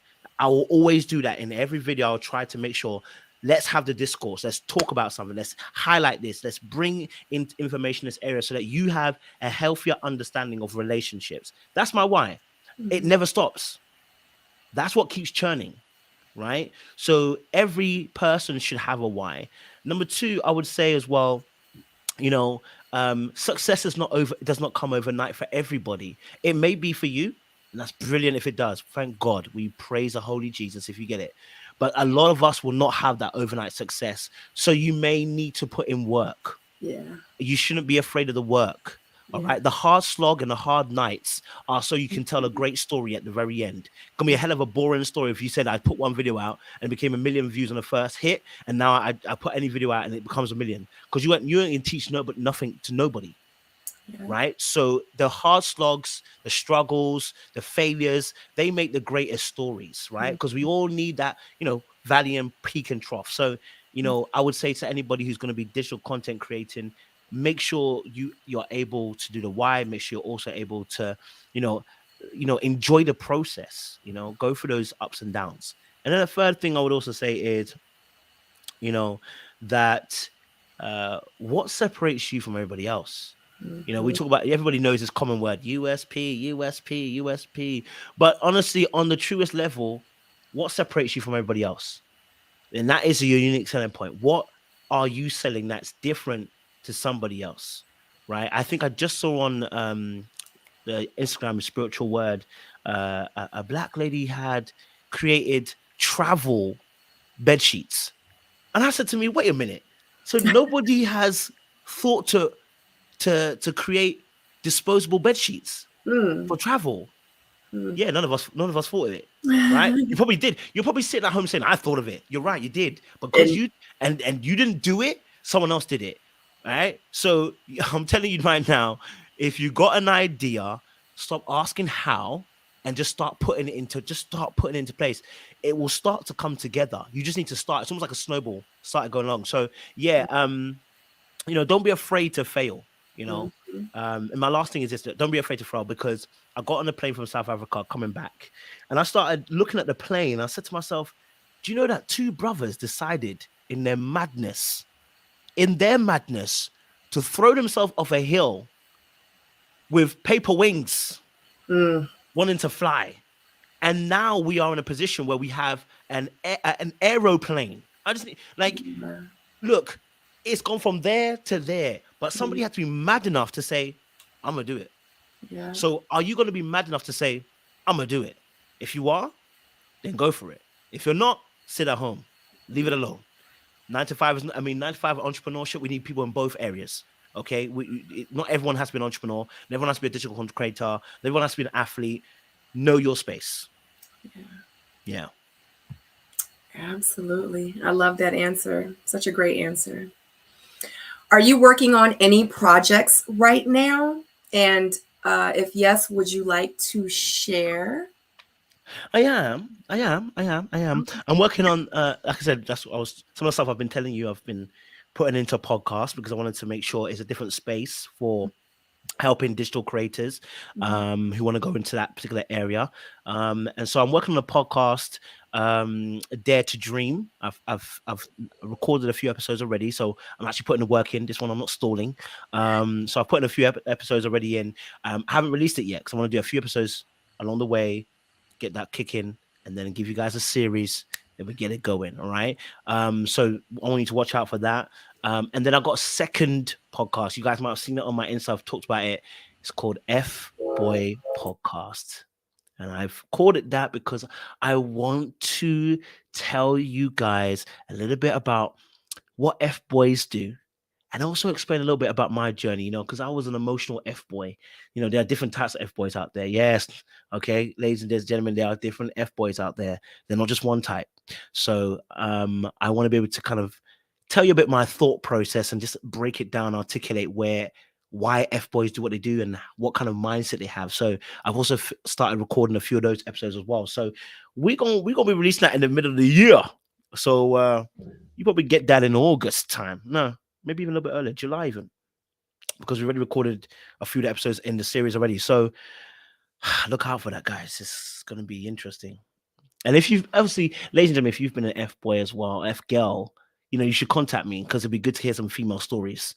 We want to know about it's not just boys doing the madness. We want to hear some of the ladies' stories as well. Okay, we just meant to be shocked. Yeah. I have so many questions, but I don't even know if that's for a whole nother interview What or question you got to ask, Sabrina? What you want to ask? so what made you how did you know that you were an F boy?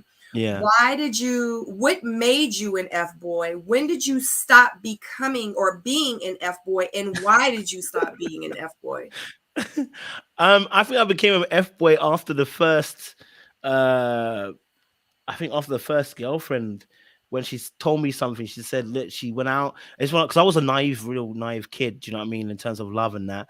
And she told me she went out, I couldn't go out late. And then she told me she started liking some other dude. And she told me that's the truth. And I appreciate it because she was always telling me the truth. She told me that. And that was a day that my heart got broken, and it got broken in a way that couldn't be repaired. To take that straight now. And I think a lot of boys in that same position, a lot of us have got fantasies of what life is to be like. And that one breakage broke me. And that was just a start. But then I hung around other men or boys, I should say, who were moving in that way. And the key word that they say, birds of flock, whatever, fly together. You know what I'm saying? Birds of a feather flock That's together. it. Birds of a feather flock together. That term is all the way true. Because good company, or I should say bad company, corrupts good morale. Yeah. All right. So I picked up a lot of what they did and I reinterpreted it because what I was looking for is what they're looking for, which is power. Do you understand? So my power though is not overt. I don't want to be overt. I like to be behind the scenes and pull things. They like to do things overt. That's not my thing. I don't want to get caught. That was my thing. So that when I realized, oh, I do that stuff. Oh, wow. Emotionally manipulate. Oh, damn. You mean, I distance myself to make you react? I didn't. Oh, damn. I do all of that. Oh, I took that phone call. Weren't really a phone call because I wanted you to feel some type of way. Oh, snap. Oh, I didn't realize I I didn't realize I was doing all that. I'm so sorry. Yeah. So I was doing a lot of stuff that, at first I wasn't really realizing. But when you're introspective, you have to face yourself. And when I faced myself, I realized, and you'll hear it in the podcast. I talk about it the day that I got told. It's one of my F boy friends told me that, Coach, you are no better than me. You are just as bad. Just because you ain't sleeping with girls doesn't mean you're not F-boying them. Because you're selling them dreams. You're leading them on to the promised land and then leaving them at the promised land and going away. They're thinking they're going to have the whole experience and then you leave them there. But you like that because you like dragging them to that hill knowing you can get it. You're just an F-boy like me, bro. And that's when I realized, oh, I'm an F-boy. I'm an F-boy. And guys, I'm still trying to... no, joking. So this doesn't have... So you calling yourself an F-boy has nothing to do with... intimacy. It has everything to do with you. It's more emotionally you were messing with them. Yeah, I was messing them emotionally. I wanted to see if I can get you to that place. And if I can get you to that place, I didn't need to go any further. And the only reason why I didn't want to go any further was because I was scared if my performance was going to let me down. I've done a great job getting you there. I can't flop that thing. Right. So I'll be honest with you, this is what I was like when I was younger. I had a fear there because I was Christian too. You're not meant to have sex. So, I wanted to make sure I was safe before I did that sex thing. So my thing was, if I want to play you, I'm going to play you in dragging you to that hill, get you there. And if you're about to want to have sex, be like, I don't need it. I'm good. You're all right. You're right. You're right. And sometimes it really worked out for me because they'd be like, oh, you're not a bad boy. Nah, I'm worse than all other guys, man. At least other guys are giving you something. You knew what you're going to get. With me, I'm dragging you to the hill and I'm not giving you anything. Wow. Yeah. So what made you decide on this very day, not this day, but that day that you stopped and you were like, I'm not going to do this anymore? When I gave my life to Christ, if I'm honest with you. When I gave my life to Jesus. How long ago was that? The way you said that was like 22. So 22, 23. And even then, I didn't fully reform. And I'm still not fully reformed because I'll tell you why I'm not fully reformed, because when you become very introspective in terms of why you do what you do, every thought becomes darker because now you understand every thought that goes into an action. So Solomon said it best: wisdom is also misery, because being able to understand every single thought that goes into an action, some people can genuinely say, I was ignorant of that. I can't say that. If I do something, most times, I can't say, oh no, just, I was playing. That's why I can't. Because when I review, I go, that thought, you got an ego, that was pride. Okay, that was this, that was that. You were fearful, you were scared. I can hear all the thoughts going into that particular action. So it becomes a problem, right? So someone said it in the chat as well, it's very dark. Yeah, but all I'm explaining is what people don't usually explain. You just see the end of the behavior. But when you actually explain the behavior behind it, it's all very dark. If he cheats on you, it's very dark. That's what I'm saying. Like when you actually start to deep the actual thoughts of what human beings think as to why they do what they do, people use I'm ignorant or I don't know why I did what I did as a cover-up for what he really dark thoughts. You cheated or you moved mad because really and truly you could. You didn't respect that person. They were going to take you back. Or, you know what? I can do whatever I want whenever I want. You have dark thoughts. And so the podcast is really about bringing those dark thoughts to the plane and saying, look, there is darkness here. And there is a darkness even in myself, even now. And there has to be a barrier where I have to tell myself, don't do that. Don't say that. Don't react here. Because your reaction now at this point could be an aspect of manipulation. It's I know Sabrina. I like to listen because I like to learn stuff. That's how I learn a lot of the stuff that I learn in my life, because I love to listen. I'm a good listener. I always say I listen to anyone and everyone that's willing to talk to me, because you never know what you can learn and from who. So, wow. And I guess the final thought on that is the difficulty behind even explaining it. There's an ego behind explaining it. Right. And that in itself is a problem. So even when I'm explaining it, I'm exposing it, but I'm also having an ego behind it. That's the honest truth, right? Because just like a criminal, I want to explain to you how greatly I got away with this particular crime, right? So although I'm explaining it and I'm genuinely wanting to help other people by explaining it and breaking down what's happening as to why they're doing what they're doing, there's also an ego behind it. Because as an intellect, you want to show people that you're intellectual. That's an ego. Right. This is why Christ is needed in my life so much, because the more I understand me, the more dark I realize I am, because I start realizing the motives behind actual actions. I have to ask myself the question. You've invited me here and I appreciate it, but is part of me talking so much because I'm excited, or part of me talking because I like hearing myself speak? You start asking yourself some real questions, And then you have to start really checking yourself. Mm-hmm. And that is the difficulty behind even understanding oneself. When you understand yourself too much, that's what Solomon was talking about. There's a misery because you can never really truly be happy. Because I won't say happy, but you can never truly be fully all the way because you're conscious all the time of, hey, are you really being genuine right now? Are you genuinely sharing this information because you want to share it? Or are you sharing it because you want to show that you're better than people? You want to share it because you want to show people that you're wise. You want to share it because you want to show people that, you know what, you have the answers. And that's every time. So there's always that struggle in the mind, like, of those things. But what can you do? You can only, do what you're called to do. And Mm-hmm. you know what I mean? So, yeah. Absolutely. No, you're absolutely right. And a lot of times, a lot of people aren't able to get past that threshold within themselves spiritually because they're still lying to themselves on Mm, why they're talking so much. And they'll never be able to fully, and I think that's where some of that F-boy mentality that you speak of mm, still will exist in the person because they're sitting there lying to themselves the whole time. mm, Like, no, I mean, yeah, I like how I speak, but no, I'm not talking because I like to hear, like, I'm spitting the word, I'm spitting facts, that's what mm, I'm doing. But the whole time in the back of their head, they like, I love hearing myself talk. mm, And they're lying to themselves. They're not being honest with themselves. mm. And that's it's crazy. And I think that once we start being honest with ourselves, this world will be such a better place. Um, because a lot of the BS in between would be like gone. It's like that middleman, which is like not that real man. Yeah. It's like that fake person, that representative.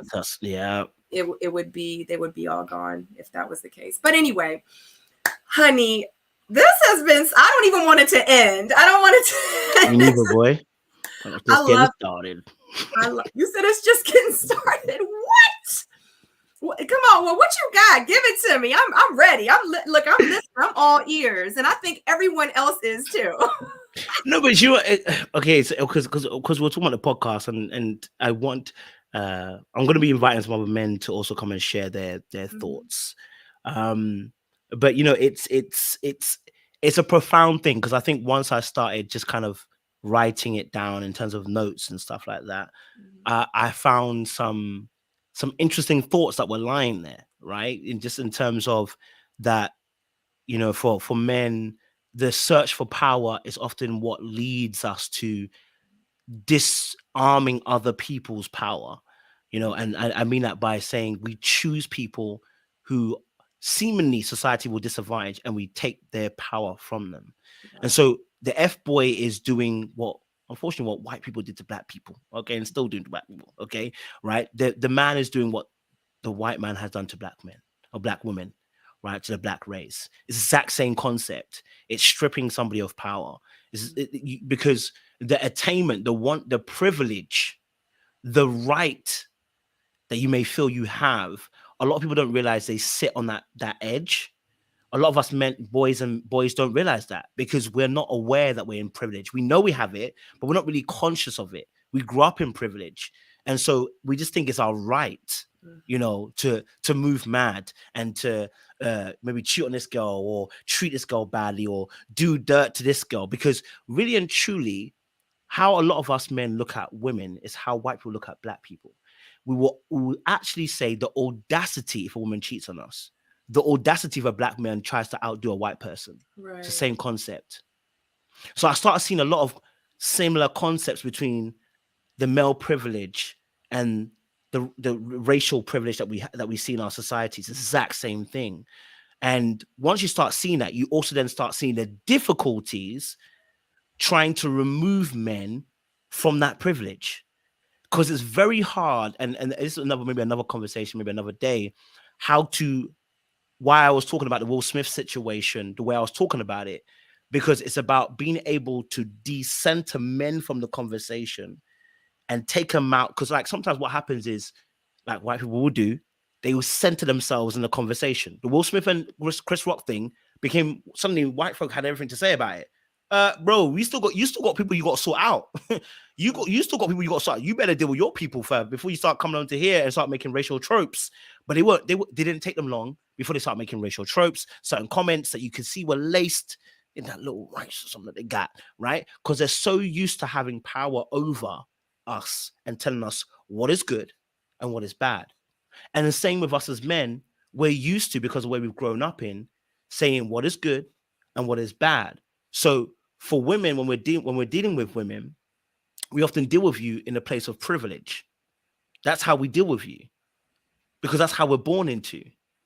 And it's every man's act should be to decenter themselves and step down from that privilege so they don't mistreat people. Because human beings naturally, when you have privilege, will abuse the people who are less privileged than them. And why would I give up the privileges I have for you? I wouldn't. So a lot of times the F-boy antics are because we've been robbed somewhere else. We've been hurt somewhere else. We've been robbed of the power we have, and we go and steal it from somewhere else. So women become our focus, right? We feel good. Oh, we played that girl. Oh, that girl was feeling me and, she likes me. Yeah, but come and see when one girl does it, how the man reacts. Suddenly the world is concaving in because he has privilege. It's not the fact she played him, it's privilege. And then pride kicks in because he's like, how can a woman play me? How can she do me dirty? Is she all right? Is she okay? Right? And that is the privilege and the pride reacting in that moment. It's not about the fact that she played him, just that. That's part of it. It's hurt, it's pain. But the privilege and the pride kicks in that moment.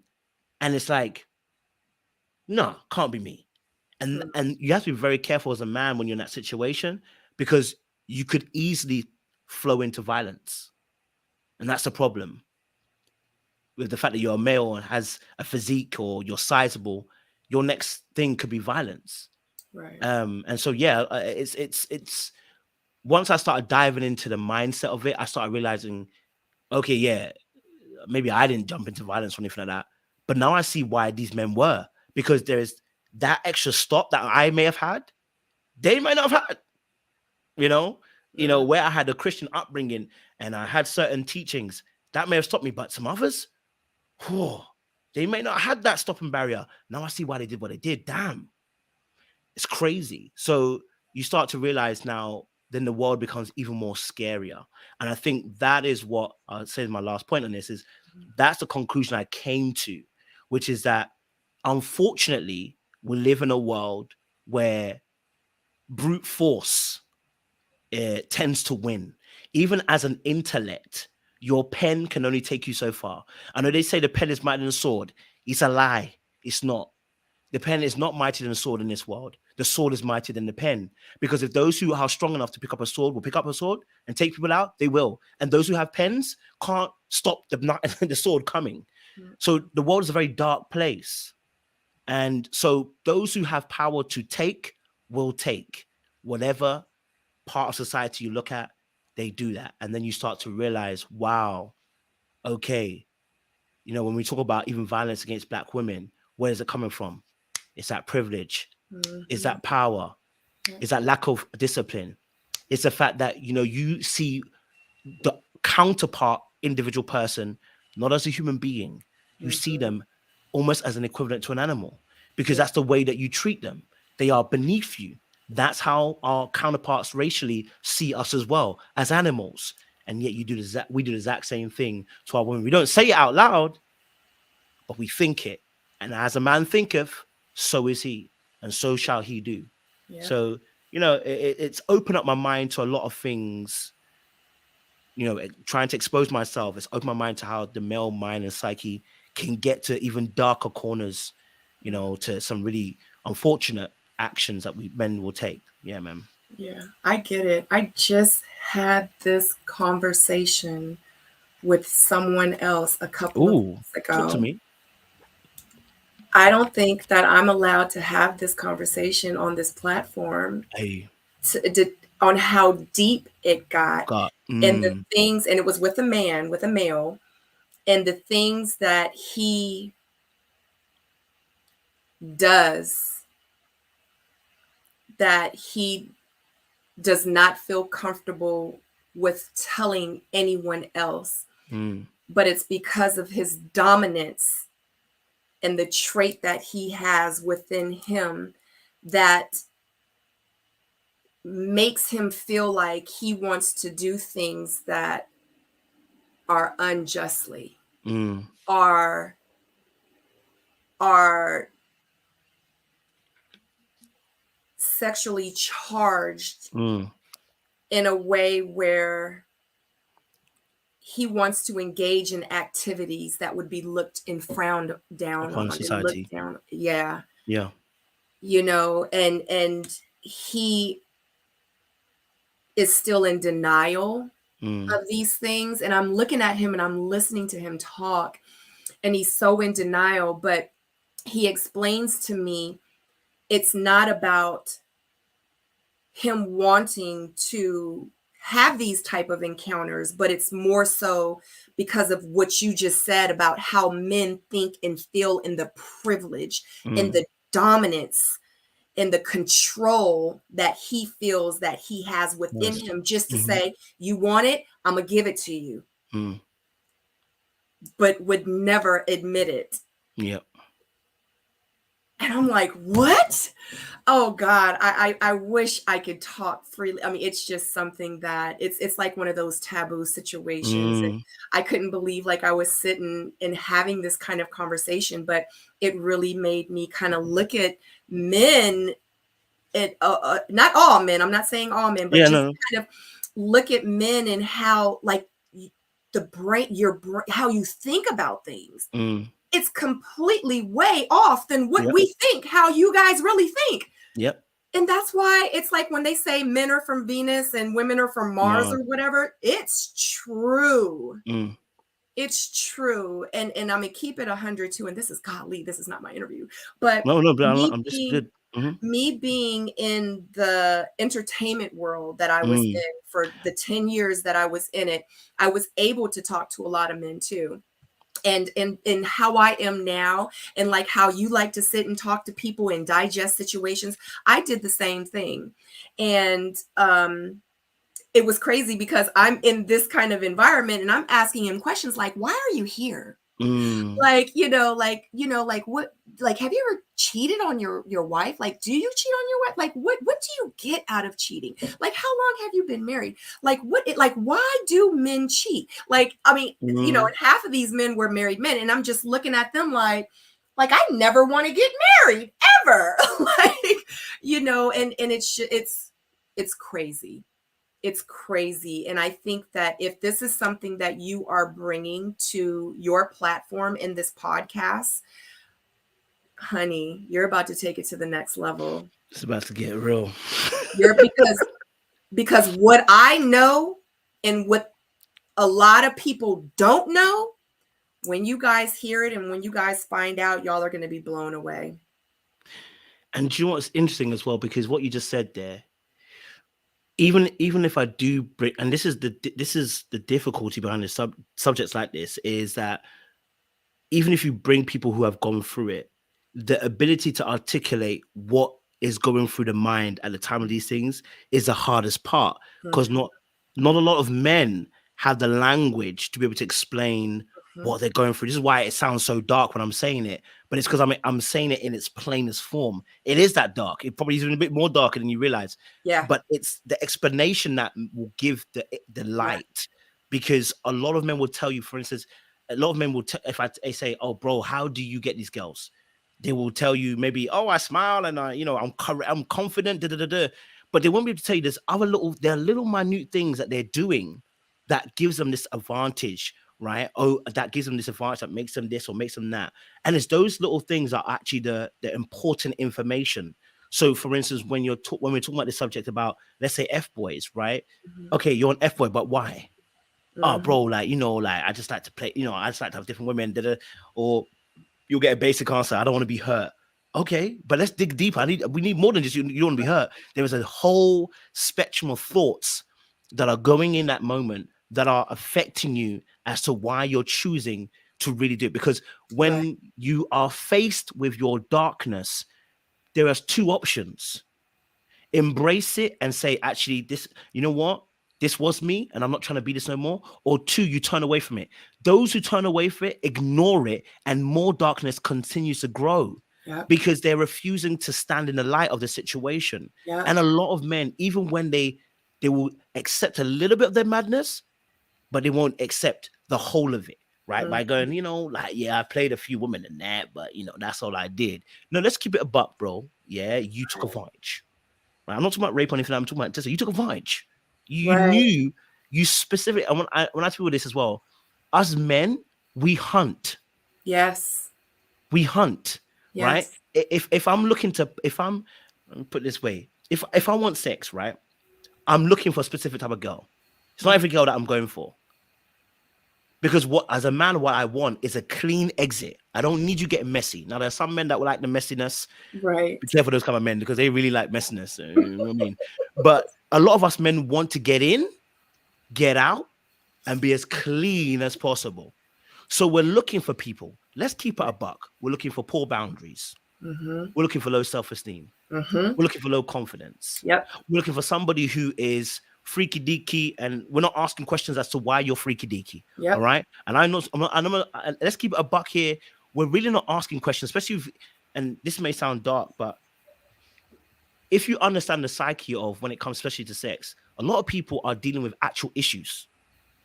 This is why you're here. It's not just you just like someone. A lot of people, it's not just because I like sex. It's because some of you've gone through things that have now taken you to the space where sex becomes your language. Yes. This is what you communicate with. This is what you deal filling with.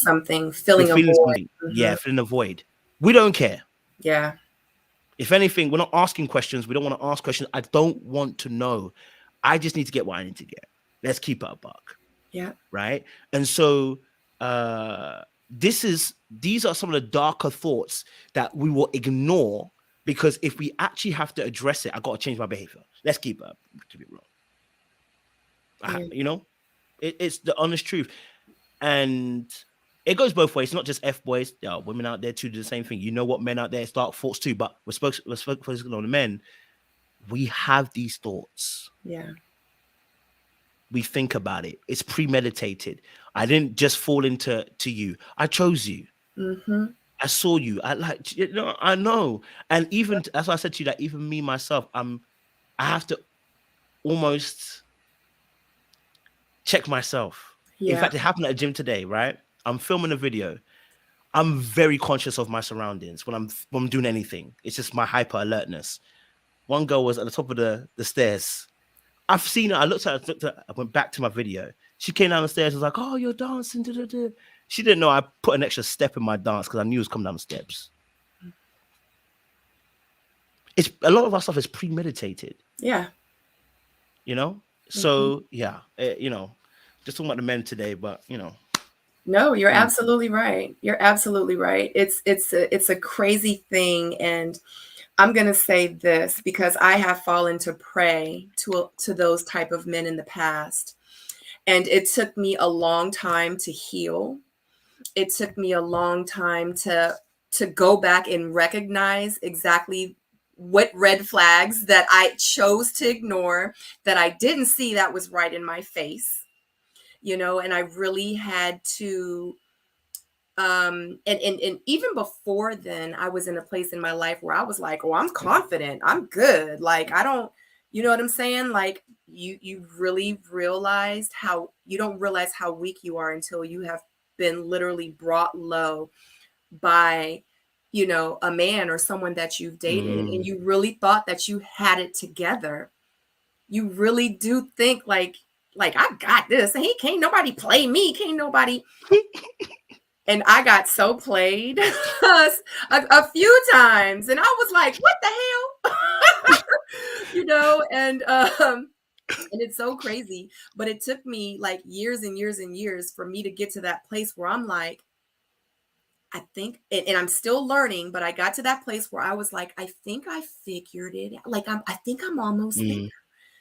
I'm still learning, but like, that big piece of the pie of 3.14, that big piece that I need to figure out that equation on how I need to move forward in situationships, in relationships, in friendships, and anything that I do. I have to show up as this healed person, as this person that I had to study and learn. Because one thing I had to figure out was, at the end of the day, these guys might have done these things to me, but who's the common denominator? Yeah. Me. So it was time for me to start changing up. And I say it all the time, you keep doing the same things, you're going to keep getting the same results. So I had to change. I had to kill the old me, and the new me had to be reborn, or not reborn, but to be born. And I think that's exactly why ironically, when I came into the process that I did for the show, like I came in knowing like, yeah, homie, like you can't really play me right now. Like I'm not that little girl like I was 5 years ago. Like I hope y'all come correct, because I'm gonna call you out, and that's just how I'm going, and it is what it is. But it's an unfortunate situation that a lot of us are gonna have to go through those things, because we aren't healed yet. Yeah. We aren't healed. No matter how much you think, oh, I got this, I'm confident, I know my worth, I know. And then guess what? He done did this, he done did that, he done did, and then you looking like pooty butt, and you like, dang, I thought I was good, I thought I was healed, I thought, no, because the healed you, the one that really knows their worth, the confident you, the secure you, the proud of you would not have allowed you to go through that foolishness that you just went through. And a lot of times we do lie to ourselves. You know why? Because it's a safe space. Come on, honey, don't get me to start preaching, but that's on okay, we get back to your show, Little Black Book. This is still the show. This is still the show. This is what we do. This is part of the show. Look what I'm seeing the comments that say this is necessary conversation, Sabrina. This is what we're doing. This is the missing link that we've been talking about. The missing link, honey. This is the missing link. I love it. Okay. Oh God. Oh. This is deep stuff, Sabrina. This is deep stuff, Let me tell, like the hairs, like I have goosebumps. I have goosebumps right now. I don't know if you guys can see. Like I have goosebumps. This is when the convo gets deep. And you know what's so interesting, what you just said, Sabrina, as well, is, and this is something I've been trying to think about. Knowledge is such an important factor in our situations, right? So if you have enough information, you may be fooled once, but on the second time, you will start to utilize the information you've got. Problem is a lot of us don't have information at all. Yeah. So we go through 2, 3, 4 times because we're actually collecting data. We're still collecting information. But you probably even testify to this. Anything your mother or your father has said to you, right? Maybe the first time you didn't hear it. It's in there. First time you didn't listen. But the second time you say, it's not going to be me that's going to get fooled again because my dad or my mom said this last time, and you hear it and you just go with it, right? And so a lot of us haven't been told certain things. So we're actually having to hear it 3 or 4 times. The problem is the 3 or 4th time your heart being broken is very painful. Yeah. And it's very hard, especially if you've gone through very difficult breakups. And so, the difference between a lot of people finding that safe space to be in a good relationship, oftentimes is just key information. Yeah. For instance, we're now very much accustomed to using the N-word, narcissism, right? But a lot of people don't know the actual contributions of what a narcissist actually does. We just know that there's certain little things. Oh, he's a narcissist, or she's a narcissist. But do you actually know what narcissists actually do? Because if you know exactly what they do, then what happens is when you meet one, you kind of spot them from early. Now, you might get played once, you might do, right? But that second time, it won't be you. It won't be you, because you're like, they fooled me the first time, but I have information and I now know this is true, and it's my truth. And that's the difference. Knowledge that becomes your truth, you live by. Knowledge that becomes knowledge, you don't live by. You just hold it. And so this is like what we're talking about, faith and belief, even in the Christian realm. That's the same thing. It has to become your truth so you can live by it. And so these conversations that we're having, someone is hearing this, it's going to hopefully becomes their truth. If not, it's information. But if you get played the first time, the second time, you're going to know. You're going to know the next time. It ain't going to be me. Yep. Right? Sabrina told me. It ain't going to be me. honey. But you gotta, like you said, you gotta trust the process. And you really have to have faith and trust in the processes. saying to yourself, you know what, it's okay that that relationship failed. It's okay that that That's a good friendship one. didn't work out. It's Mm. okay. I'm not perfect. And guess what? It's okay. I will be okay. I'm not perfect. I'm going to become the person that I need to be every day. Like it's okay. Like, don't be so hard on yourself. And because that's something that I used to go through years ago, because I wasn't at that place, and I used to beat myself up about it like every day. Like, how come you're not this? How come you didn't learn that? How come you didn't see the red flags? How come you let them talk to you like this? How come this? How come, you know what I mean? And once you say to yourself, you know what, it's okay. Mm. It's okay. It's not going to happen overnight. You have to trust your process. Like you said, just in the digital content world, my day one is not going to be your day one. If I'm on day 326 and this is the life that I'm at right now, this is where I am spiritually, Speak on emotionally, it. mentally, and it took me 9,562 days to get here, your day 100 is not going to be my 9,654 day. Speak on it. Mm-hmm. Speak on it. And you're going to have to be okay with that. And everyone's journey is different. And I think once we say it's okay to ourselves, we forgive ourselves, Mm. we're able to move forward and move past the past. It's hard. It's not going to be easy. You just have to take it day by day. You have to trust the process.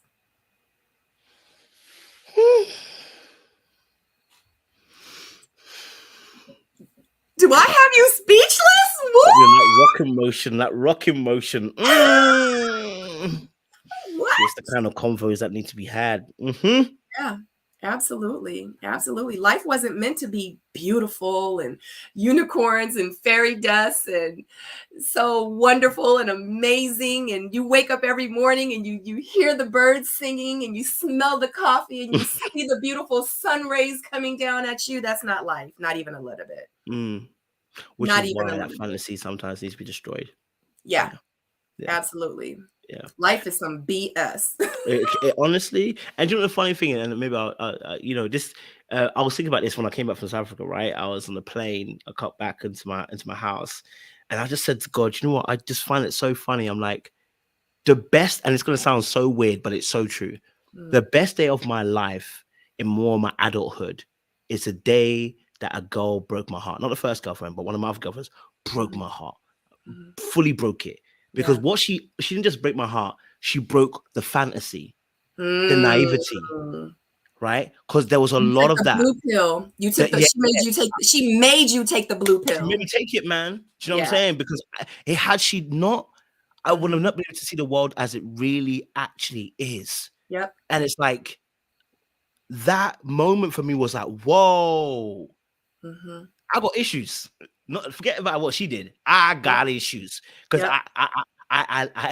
I was giving it all. I was worshiping the person, and they're not Yeah. realizing. So then you realize, whoa, like okay, there are key moments in life where sometimes, you know what, heartache, pain, these things Mhm. are to shake you and to wake you up because some of us are really like on this roller coaster that's really Yep. smooth, no bumps, no ups, no downs. It's just going along the path. And you just need someone to shock your world because without that, you're living in a fantasy. It's a Yep. dream world and it's not real. The Yep. reality is the world is dark. The reality is, Yep. yes, you need to guard your heart. The reality is, some people are waiting to take advantage of you. So you do Yep. need to protect yourself in the way that you move. You Yep. can't go everywhere because there are some things that will happen if you go to certain areas. It's unfortunate. You being black, well, we all know this one. That reality hit us really early. You black. Yeah. It's unfortunate, but there are going to be some things that are not going to be beneficial. They won't work for you in the same way it's worked for someone who's white. It's unfortunate, but you came to that reality, and relationships are no different. There's a Yep. reality that one must come into, and it's be like that naivete, that fantasy has got to go. Honey, what is made high will be brought low. Mm, And that was my reality about 11 years ago. mm, Like, I had to hit rock bottom. I literally felt like I was either I was going to kill myself or something was going to kill me. mm, mm, And and life hit me upside the head.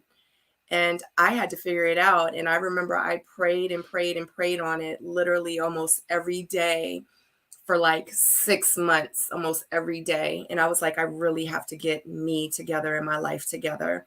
And I was like, because if this is what hitting rock bottom Word. is, I would not wish this. It was the most pain I had ever felt in my life. And it felt like heartache, but physically, like it was unexplainable. Mm. And no one had broken my heart. Mm. Life just Done that. caught up with me. Ooh. And I promise you on everything, I would not wish That pain. that feeling and that pain Yep. on everyone. I remember for about 2 weeks straight, I remember I ended up going to my parents' house. And I remember I called my mom on a Tuesday. I was like, Mom, you have to come get me. And I had, Mm. house up north and everything. I was like, Mom, you have to come get me. And she was like, what do you mean? I was like, I don't want to live in this house anymore. I was like, I feel like something's going to kill me here. I was Mm. like, I just don't want to be here anymore. She was like, well, when do you want to leave? And I was like, yesterday. I called her on Tuesday. She showed up at my house on Thursday with a U-Haul. 2 men packed all my stuff, headed back south. And I remember I stayed in bed for 2 weeks, literally just laid there to the point my mom had to feed me. Mm. And she had to give me water and, Come on. and give me something to drink. The only time I got up was just to use the bathroom. I didn't shower. I didn't do anything.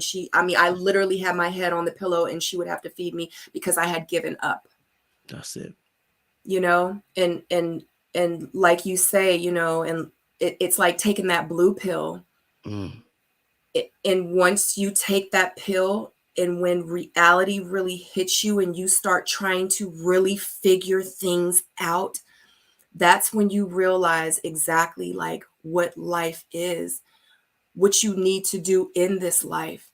You start looking at it from a different set of eyes, Eyes. and a lot of people haven't gotten to that place or never have experienced that downfall. But the people that have, when I share my stories with them and they share their stories with me, it's kind of almost the same. Mm. Different experiences though, Mm. you know. Mm. Maybe my final thought on this is heart. You know what? It's so interesting that you described that heartbreak, because that heartbreak that you feel, and even like you're saying, life kind of heartbreak, I think I don't want to say necessity, but for some people, it is a part of their redemption arc. Mhm. It's what's needed to really fulfill the story when they get to the end, to Yeah. say this person's a champion. Mhm. And I know it sounds bad. It's like, wow, why'd I have to go through all of that? I'm like, I don't know why someone has to go through that. I don't know why. I'm going to say I don't know why. I don't know why it has to be you. I'm not sure why, or why it has to be me. But those things, when one can survive them Mm. and they can turn them into weapons, Yep. it honestly creates, good monsters, because they're able to say and do things that others wish they could say or Right. do, but you now become the spokesperson for them. A bit Yep. much like how you were saying about on the show, similar, the same thing, where because of what you have been through, you can now Mhm. become the spokesperson and speak on behalf of what other people couldn't speak. You Yep. know, it's that same thing. Those knives that were cutting you beforehand now become part of the speakerphone, the megaphone that allows you to now hold deep and say, hey, I've been through this and I'm not allowed to let anyone else go through this either around me. So I'm gonna make sure that I'm gonna speak up. That's right. I'm gonna talk up right now. And it's like, leaders are born that way. That's Yeah. what I want to say. Leaders are born that way. And so, yeah, you can't have a hero. DC and Marvel might tell us, it's hard to have a hero who hasn't got one of those crazy origins, Yeah. and it's unfortunate, but it's like, that's the reality of the life that we live, unfortunately. It's dark, it's Yes. painful, and it's not always sweet. Um, and so it's people who go through these scenarios who can now pick up the microphone, the megaphone, the speakerphone, and speak truth. They've gone through things to be able to do that. It's not just Because if you've never felt the wind blow, my friend, you come to speak on the microphone once. When someone says get off the mic, you will get off. Those who have gone through things, when things are coming their way, being hurtled at them as they're speaking, Mhm. you don't. It's not phasing you because you know I've been through worse. I'm so sorry, but I've been through worse. I can't sit down because you are getting vexed or annoyed, or you're getting a little bit ashy with me or what. No, I'm gonna keep on going. So you better be prepared for what's coming because there's a hurricane coming your way. But yeah, Yeah. heartbreak can do that to you, man. Yeah. So you're absolutely right. I used to always say, God, why me? Mm, And he said, because I knew you were strong enough. mm, That's facts. yeah. Yes. Kojo, Oof. you need to Oh, where did we tell, go? honey, Where I did don't we even, go? this ain't even an interview no more. This was amazing. That's all I know. I don't know how we got here. My So, bad. but that's one thing that I have so much faith in my steps that I take every day, every morning, Amen. every inch, that I don't question my steps at all. I literally walk by faith and not by sight. And if it was a Mm, reason for us to go down this direction, then that's a whatever reason. reason it was Yeah. supposed to happen. So I'm loving it. Obviously, it's someone out there that needed to hear this testimony. Missing And link. I'm here for it. I love it. Please let everyone know where they can find you, Kojo Ampadu.